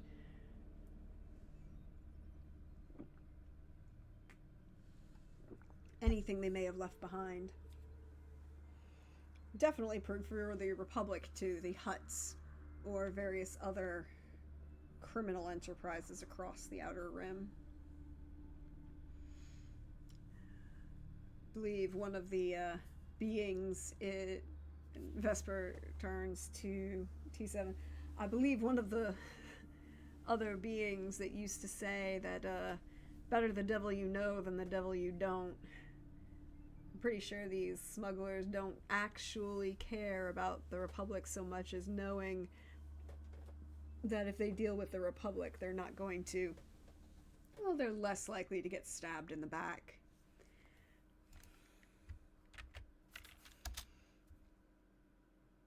Alright, we need to find this youngling. So,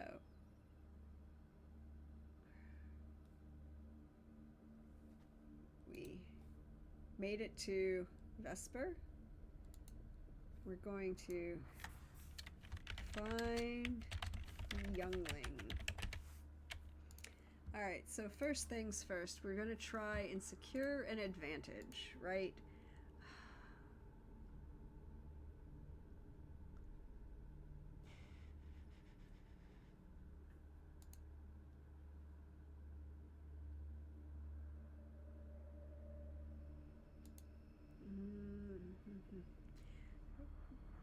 Secure an advantage. When you assess a situation, make preparations, or attempt to gain a leverage, envision your action and roll. If you act with speed, mobility, and agility, resolve, command, or social.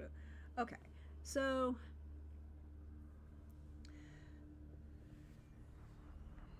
as they approach the space station, she focuses in, and Vesper is meditative, staring in the distance, eyes unfocused as they start to glow, just barely. Just enough that an observer would see that this movement of the force within her.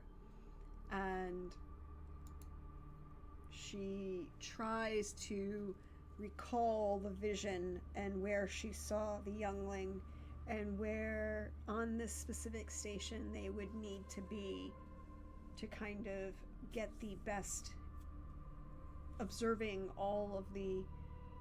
She looks around through the vision, observing the pathways, the scents, the smells, the various graffiti that's been sprayed all over the place, in addition to the sign postings and the official markers. Seeing which pipes that they could follow. All of these things as she attempts to focus in on exactly what she can find. So,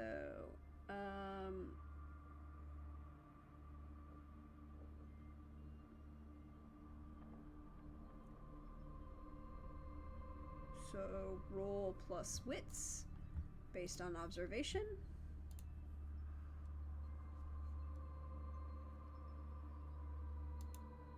Weak hit. Weak hit is fine.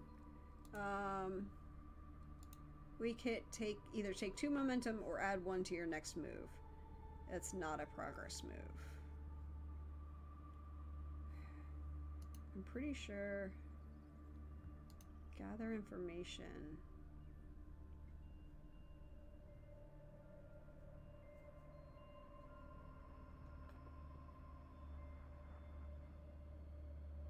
Gather information is a progress clue, so we will take 2 momentum.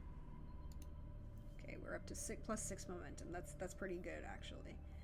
So she... All right, T7. I got an idea, and she reaches down and clips her lightsaber to her hip, shifts the shoulder that's still a little stiff, and underneath you can see there's a slight bulge, just the tiniest bulge of the jacket that she's wearing to account for the bandage that's across her shoulder. She shakes her head and does up her jacket just enough to kind of hide the distinctive tunics of a Jedi, and slides, instead of having the lightsaber clipped to her back, or to her hip, she slides it up into the small of her back under her jacket, so it kind of lies against her spine, a place where she knows she can have it summoned by the Force in a moment, or shift her back just enough to drop it into her hands if necessary. And she turns to T7. Alright, take the time that you need now to secure any repairs and fuel up. I don't know how likely we'll be out to get out of here quickly. And there's a bunch of beeps. And no, I'm quite sure that it will be to our best bet to have you ready to go and sail us out of here. The way things are going now, it might be a bit of a... Well, we've left the last 2 into places we were at in a bit of hurry. I think we should be prepared to do the same thing here. Another string of beeps before a low moan of agreement, and T7 begins connecting to the space station's maintenance requests. And I think T7 is the type of droid that would attempt to directly access the system, and through that bump their ship to the front of the line. Hack the system, do it at the front of the line. I feel like T7's the type of things to do that with. Let us see.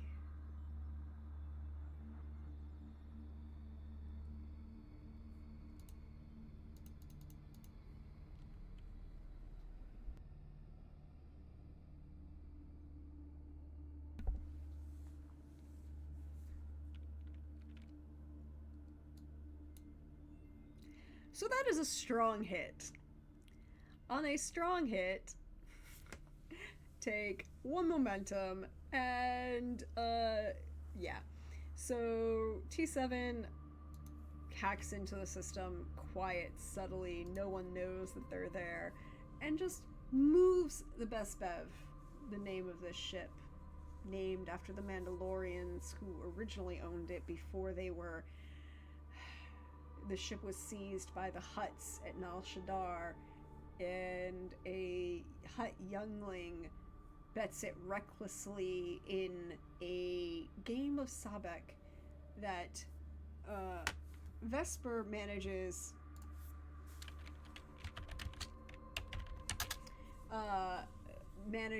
to win, and therefore win this ship. She spent a bit of time, taking it apart, finding all of the hidden stashes that the Hutts were using it as smuggling, and from there, rebuilding. But now T7 has, we see the camera point of view. It's this little head from this little droid turns its head, hammerhead thing, and the scroll on the monitor shifts quickly for a second, like just a little bit of a blip, and then now the Best Bev is the next ship to be repaired and refueled. So hopefully the ship will be in great condition when we come back. But then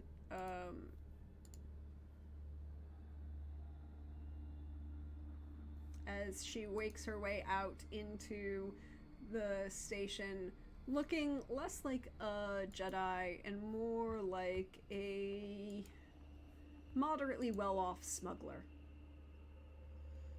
Not quite rich, because that would draw the wrong kind of attention, but enough to look good enough that someone might choose to pay her for the right kind of jobs. And that kind of information she always takes. And sometimes she passes it on to various shadows and the Master of the Shadows that might be useful for Jedi in the Outer Rim doing undercover work throughout. And they reach out, and she's gonna start nods to the pit droids that are approaching the Best Bev to kind of begin maintenance. Smiles, well, I guess T7 got what he wanted, and starts walking towards where they believe they know where the youngling is. And as they travel through the corridors and tent things, they try and appear subtle, but they're asking a little questions here and there as they stop at like a food stall or one of the various market stalls that's selling perhaps not 100% regulation forms of ammo or weaponry. She finds a stall that's selling blades, and she stops to look and flip through a couple of the vibro blades, and even an actual Bev or cow Mandalorian knives that are made of Beskar.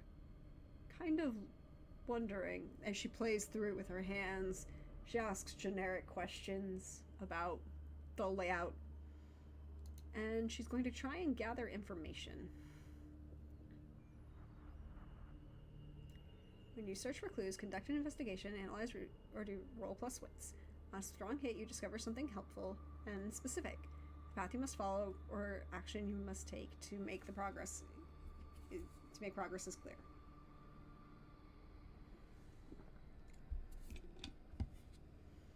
Okay. Okay, so roll plus wits.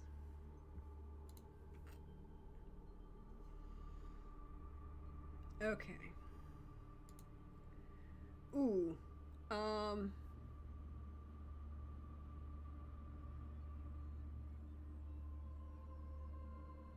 It's a miss with a match, and even with a 7, that's not gonna help me. Because that's just not gonna help me. Because that 4 is still not gonna be above a 7. So we on a miss, your investigation unearths a dire threat or reveals an unwelcome truth that undermines your request. Ooh, suggests an imposter or forgery. Let's try again. Involves a hidden or mysterious faction. Ooh, I like that.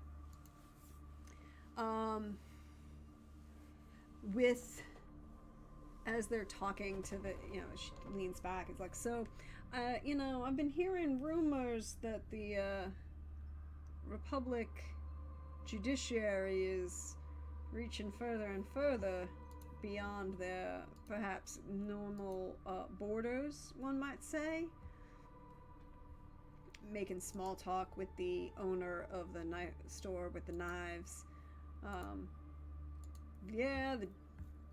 Hearing rumors that they're coming out here to looking for, messing with folks, bothering them, looking into the workings of something called some group or other.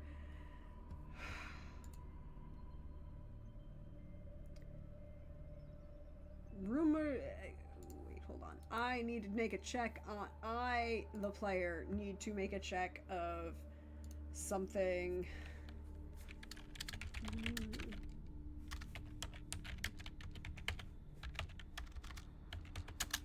Because the player, need to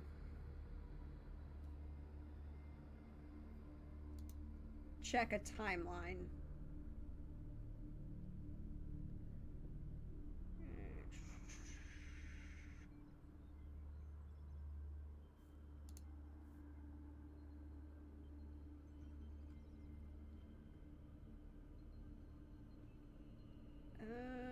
Nope. Okay.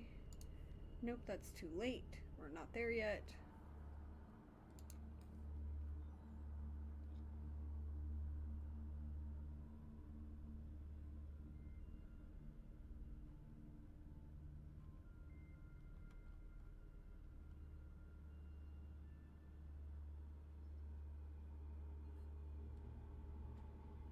Okay.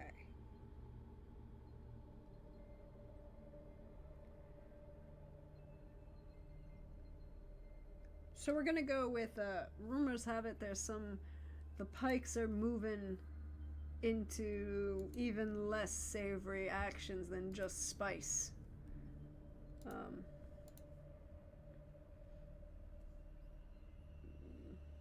Things that are not good for any of us. But you didn't hear it from me. They're looking for advantages, and they are moving up in the world. And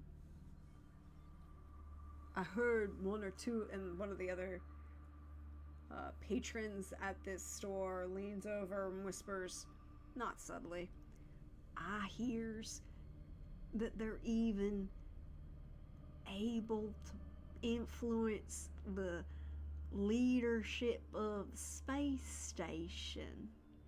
I hears that they're gonna, well, encourage the Space Ezra to begin trading in some unsavory things, if you understand my meaning. And there's the kind of like crawl down Vesper's spine. Well, I'm pretty sure that that's not something I ever want to deal with. But you're right. They are quite unsavory.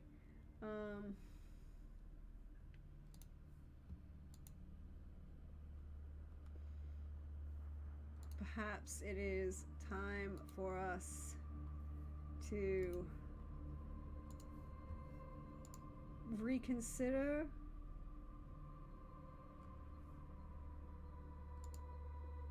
as Vesper kind of starts looking around and tries to gauge if there is currently a way off of this space station that does not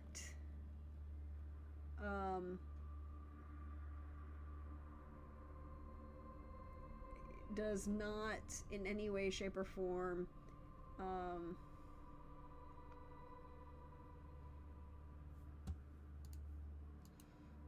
trap them, trap her and possibly the youngling she's here to collect at the hands of the Pike Syndicate, and that are apparently branching out into the slave trade outside of, you know, the spice trade that they were already in. The two kind of go together. Content warning for Star Wars. And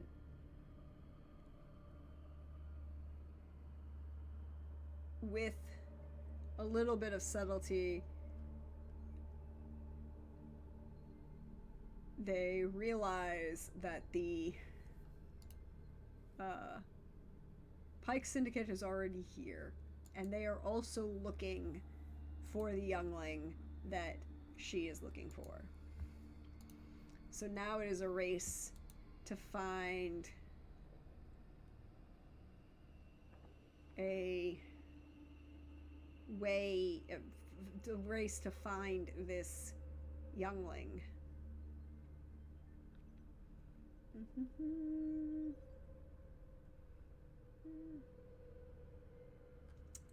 Okay, I think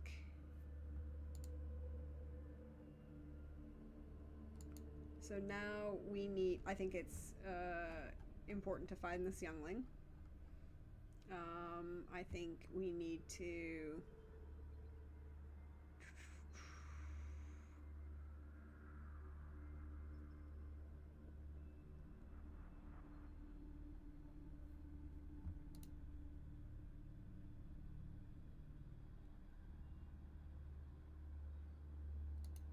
okay, I think we need to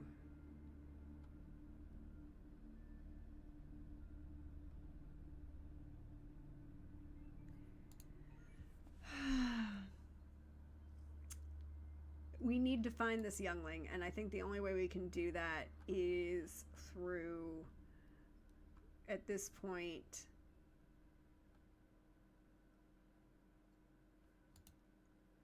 facing danger, right?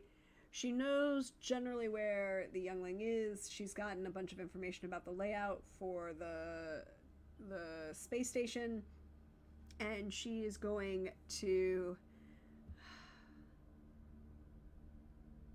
roll to face the danger, which is, in this case, finding the youngling as she moves with purpose and, you know, shifting, trying to stay still hidden. But now there's the danger of the Pike Syndicate on this space station actively hunting for individuals, Force-sensitive individuals, and because of that, there is the knowledge that this youngling is in even greater danger. So we're going to face the danger, which is, in this case, the Pike Syndicate, and she's looking around. Well, okay, wall in that bulkhead. I can bring this over here and cause a small disturbance over there. That'll get most of them focused over there and avoiding us here. Pretty sure the younglings in the walls will travel through the walls. That's what we'll do. And we'll avoid, and she hears behind, a little bit of a distance, and the force kind of lets her hear even further the sound of heavy boots, and the flicking of safeties off of blasters. And she's like, crap, I don't have any more time. All right. T7, hope you've been ready to get out of here in a hurry. Weak hit. Weak hit. Weak hit. We can take a weak hit. Okay. Okay, with a weak hit, you succeed, but not without a cost. Make a suffer move, -1. What are the suffer?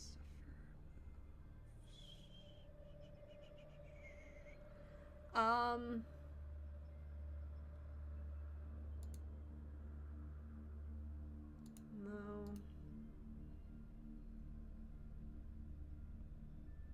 I think it's going to be lose momentum as we're going to try.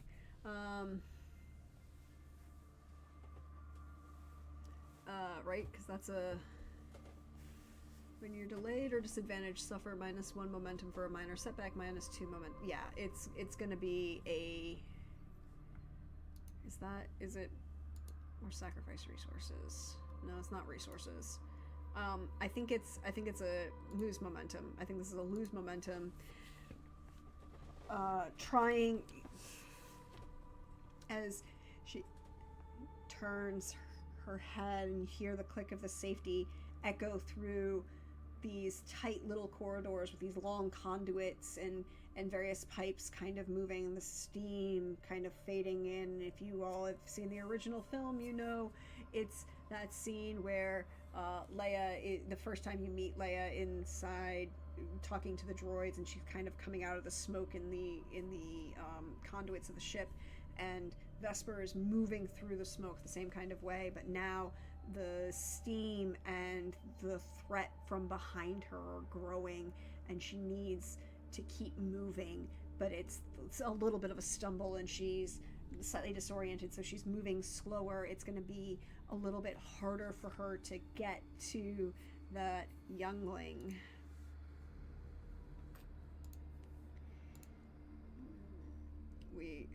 We've made a bunch of progress, and I haven't been, it's dangerous. Okay, there we go. Moving towards this, process and moving out, it's more difficult at this point, and she's looking around and trying to find a way to get out. Trying to find a way. Let's see if there's any way we can secure an advantage. Looking around, trying to find both the youngling and a way to make things better, and see what we can find around to help us move forward. God damn it. T7 is on the ship. He's got the ship going. Do I have anything? And I can, maybe if I displace a couple of these, well, I don't want to damage the space station and everybody here, but I want to make it a little bit tension. Maybe if I just draw their attention further down. Yes, I can do that by shifting the sound and throwing it down there. And she reaches out with the force and knocks a couple pipes that are down a side alleyway and around some distance from her, that she can draw the sound and attention to the pike syndicate to that, to those other pipes rather than to her. Okay.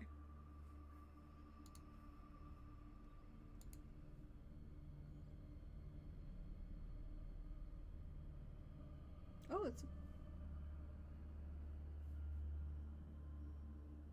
At the same roll. No, it is not. It is another weak hit. Weak hit to secure an advantage. A weak hit. Add 1 to your next progress. Well, face danger is.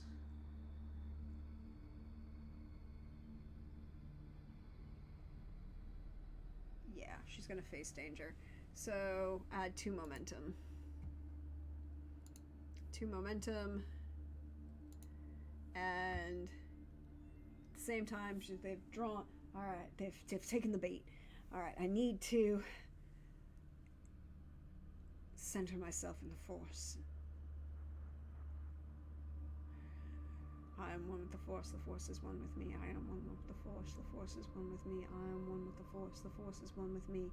And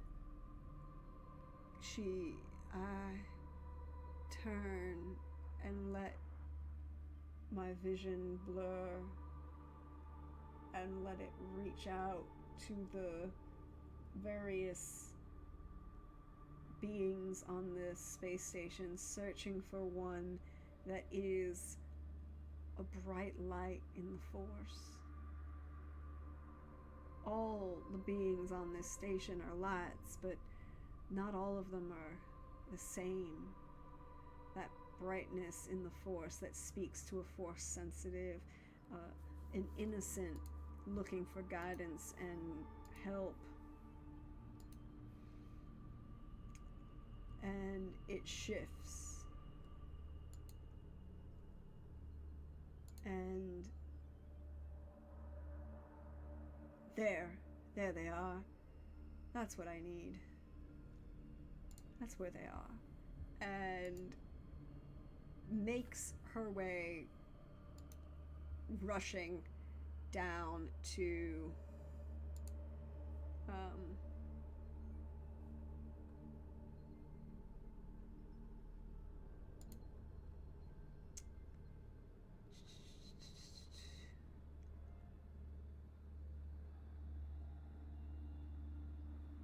face danger and find this child. Attempt something risky. No, I don't think that. Yeah.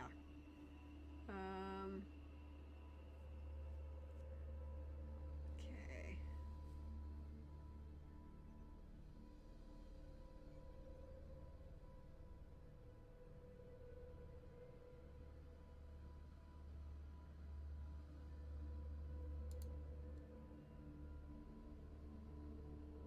Okay, so she's moving through the things. All right, so it's the, well, I lost the roll again. Face danger. Expertise.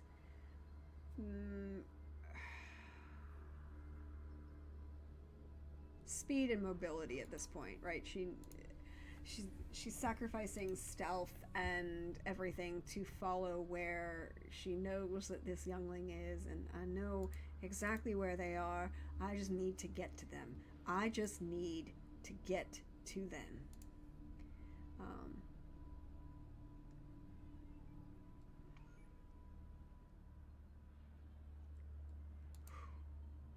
It's a miss. It's a miss, but we can burn momentum. We have 8 momentum, and that's 7. We can burn it and make it a weak hit. So it becomes a weak hit. We burnt the momentum. We can still make it a weak hit. All right.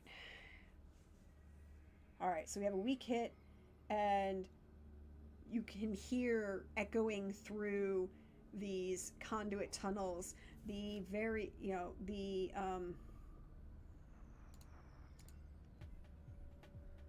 other members of the Pike Syndicate who are tailing her, and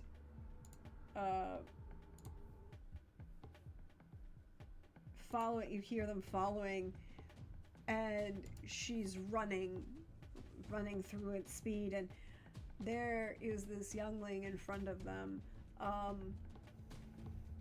a young,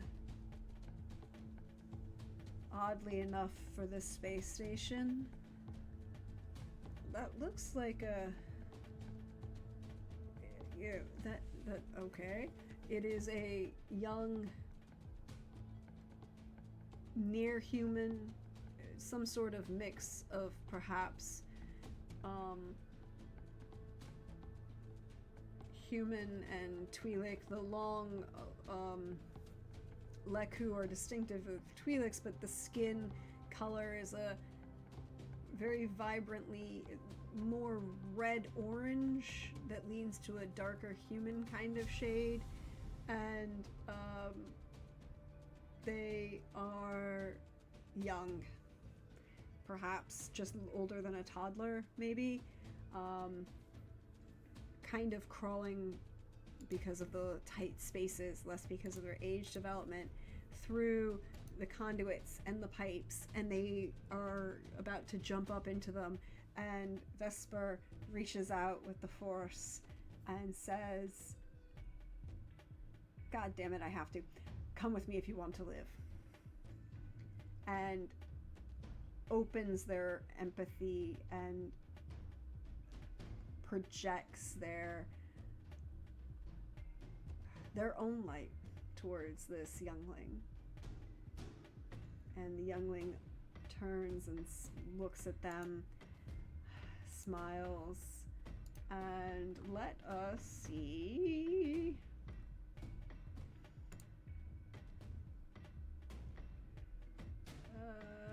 Yeah, they're going to reach out and take their hand, and Vesper pick them up and sling them over, keep them tight towards me, pulling, at this point, ignoring weapons and just running and making my way through the tight corridors of the space station's mechanical pathways, and swerving in and out and around and up and into, grabbing up and swinging on them, using the Force to propel myself across this obstacle course, bouncing from wall to wall, remembering various training that I had done and never thinking that I would need to do this in such a tight space, but it is providing a lot of use.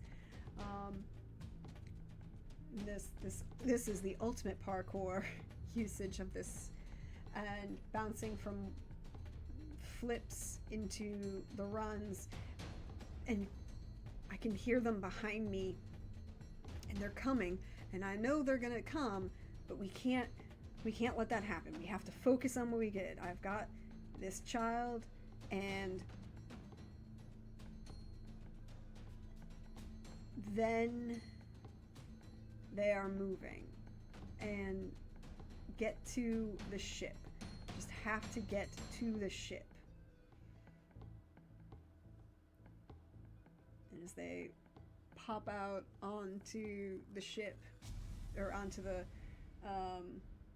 hangar bay, just as the last of the pit droids is popping off the ship, and she kind of is running at this point full tilt, holding the youngling tight against her as the number of Pikes, members of the Pike Syndicate, start shooting in the background.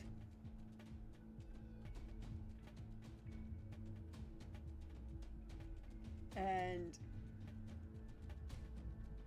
then there's more sounds. Guns firing as she's dodging and weaving through them all. I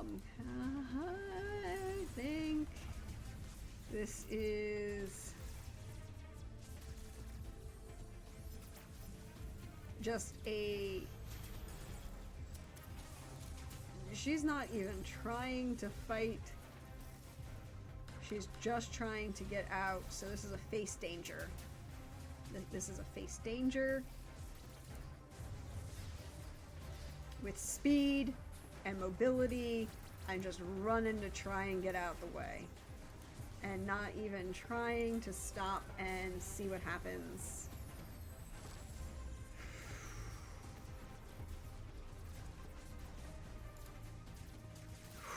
That's a miss. That's a miss. That's a miss. On a miss, you fail, or momentary success is undermined by a dire turn of events.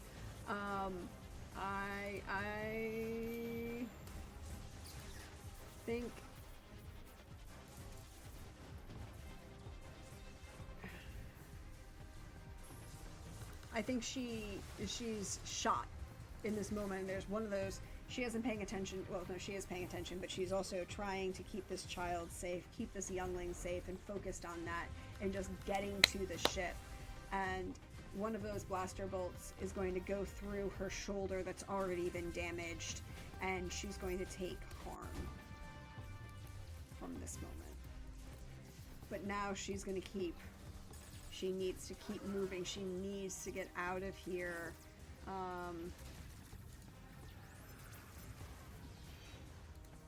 And not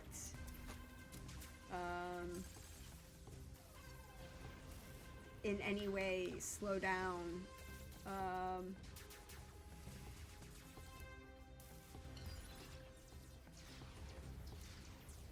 Not prevent. She needs to get to this ship. She has to do this as quickly as possible. And I think that's going to be a clash, because now she's in a bad place, right? She's in a bad spot, and she's going to continue to move as quickly as possible.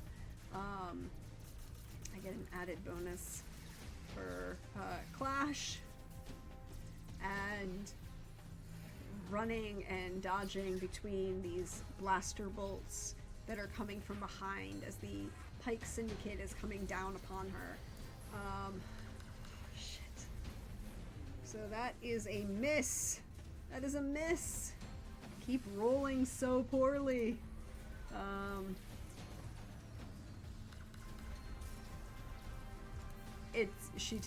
She's gonna get shot three more bolts as she kind of shifts herself to, she's the youngling she's carrying is young and doesn't necessarily know any better, and is shifting their weight too much that she's struggling with both to maintain the force for her speed and her movement, and she's going to take more harm because of it.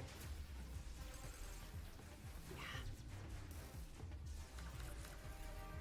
And this firing back and forth happens again and again, and she's just got a short period to run. She can see that T7 has pushed off the started lighting up the engines, and there's the gangplank is kind of dropped right in between them at the tail point of this, the point end of this ship that looks like a hammerhead. And I just need to get there. I just need to get on that ship, and we will be out of here. On the ship and out of here. Taking decisive action.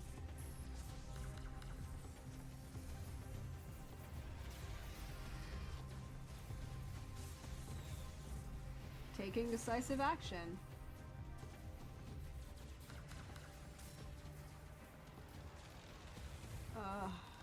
Moving as fast as she can.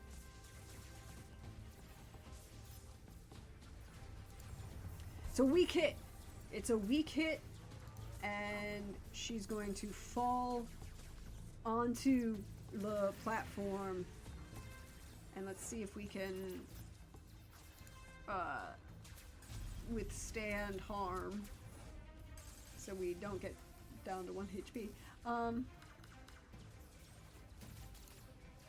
It's a weak hit, so we kind of, like, those last couple bolts bounce off the struts of the gangplank as it starts to rise, and she rolls forward, tucking and rolling and holding the head of the youngling that she is rescued. She hasn't captured anyone. Jedi don't steal kids. That is just bad. No, that's not what happened. And she rolls forward as the gangplank goes up, and the thrusters come on, and she keeps rolling as the momentum of the ship breaking through the space station and swerving out of the way and speeding out into the galaxy takes over, as T7 will take them away from this station. But now she has made an enemy, and she has found an enemy in the Pike Syndicate.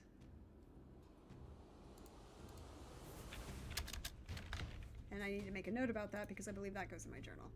That goes in my journal.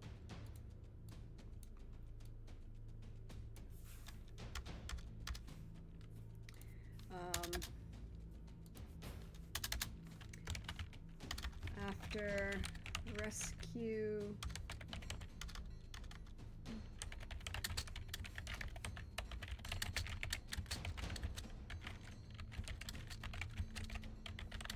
visions from the Ezran space station,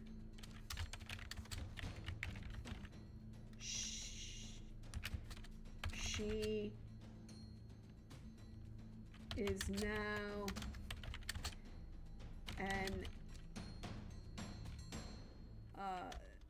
there is a bounty on her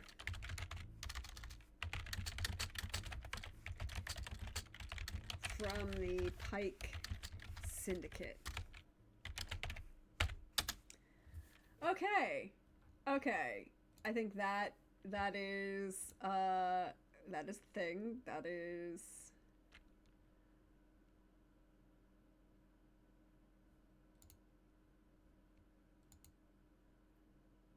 and then moves.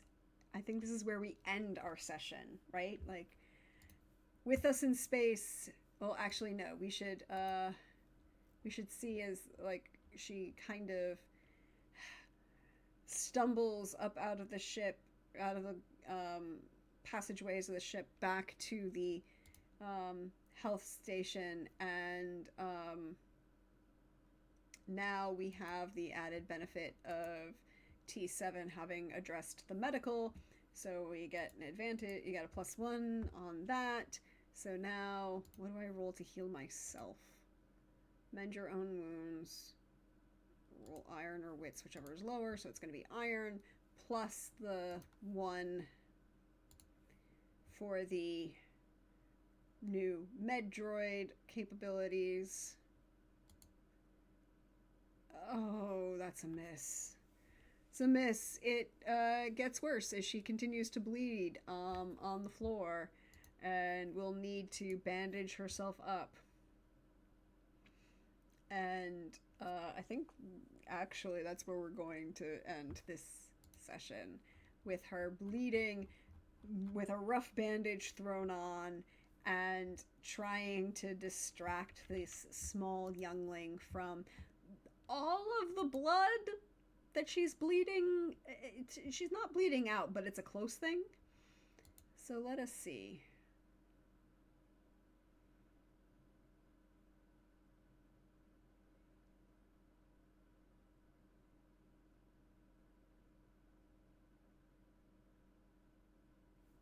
Okay, I think where we end is with, because she managed to save the youngling. And she got to the youngling, and she managed to save the youngling. So now they need to get to the Jedi and get back. But she is damaged and messed up. So she definitely needs to heal herself. So she definitely is going to take that +1 momentum. And that is where we're going to end for tonight. That is the end of currently Vesper's story as a galaxy far, far away. This young Jedi Knight Seeker who is out here bonding with T7. T7 now is officially everyone's favorite droid. Here for it, all for it. But that is also, we're going to end day 1 of this stream to benefit to benefit the Fisher House Foundation. We are still going to be fundraising. We are going to be back again tomorrow. Tomorrow, starting at 9:30 a.m., we are going to be back doing some more D&D. We are going to be back doing some more fun times and shenaniganry. And then 4 sessions from 9:30 a.m. to 11 p.m.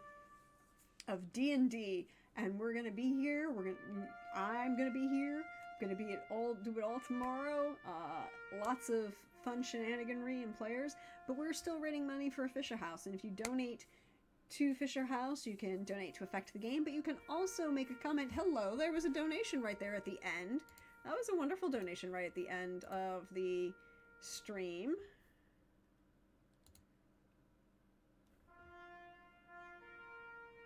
The Force donates 15.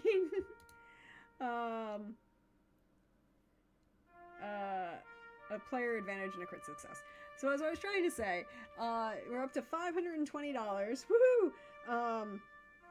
When you donate, by the way, everyone, when you donate, this is a battle of the branches, and whichever branch gets the most votes in the poll when you donate for the entire Fisher House stream team, that's going to be the team, the group that's going to win the battle of the branches. And so because of that, we want to make sure when you click into donate, you want to click over to the poll section first and add the poll, select the various incentives you want, but also add the poll. It's over to the right tab. It says there's rewards and then there's polls, and add the one that says polls. And right now,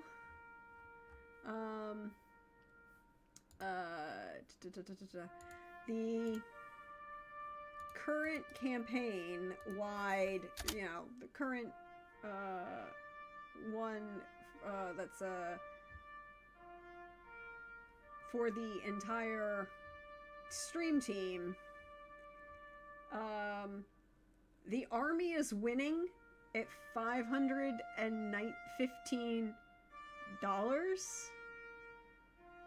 Coast Guard is not in last place. Coast Guard is not in last place. They're just second to last. They're still ahead of the Space Force. We are still ahead of the Space Force. But if you vote, when you vote, click on it. It'll tell you which is the best branch, and just click on it, and it'll add to the cart, and you can go from there. It is great. I'll go over it again tomorrow. We appreciate each and everyone who's donated so far. We are over halfway to our goal. We are at $1,000. Reminder that KY Hawkeye has donated a wonderful, wonderful, beautiful skill that he has in creating a GM screen. He has 3 different models that are on his Etsy shop. Well, technically 4, but we're, if we get to $1,000, it's one of the 3 basic models that he will add to his giveaway to anyone who's donated during the streams. If we make it to $1,500, that's $500 beyond our goal, then he will actually donate one of the fancy models that has a built-in computer screen that projects towards the players so that the GM can show things to the players as the game is going on. Very fancy, very cool. Hawkeye does a lot of great work, and we really appreciate all of the support. I have so much love and thankfulness for all of the support that Hawkeye has given throughout this stream, throughout all of this, and throughout all of the work that I do here, and all of the games that I run. And I thank you. Also, Hawkeye is giving away a discount code if you use the word Fisher, all caps, FISHER, with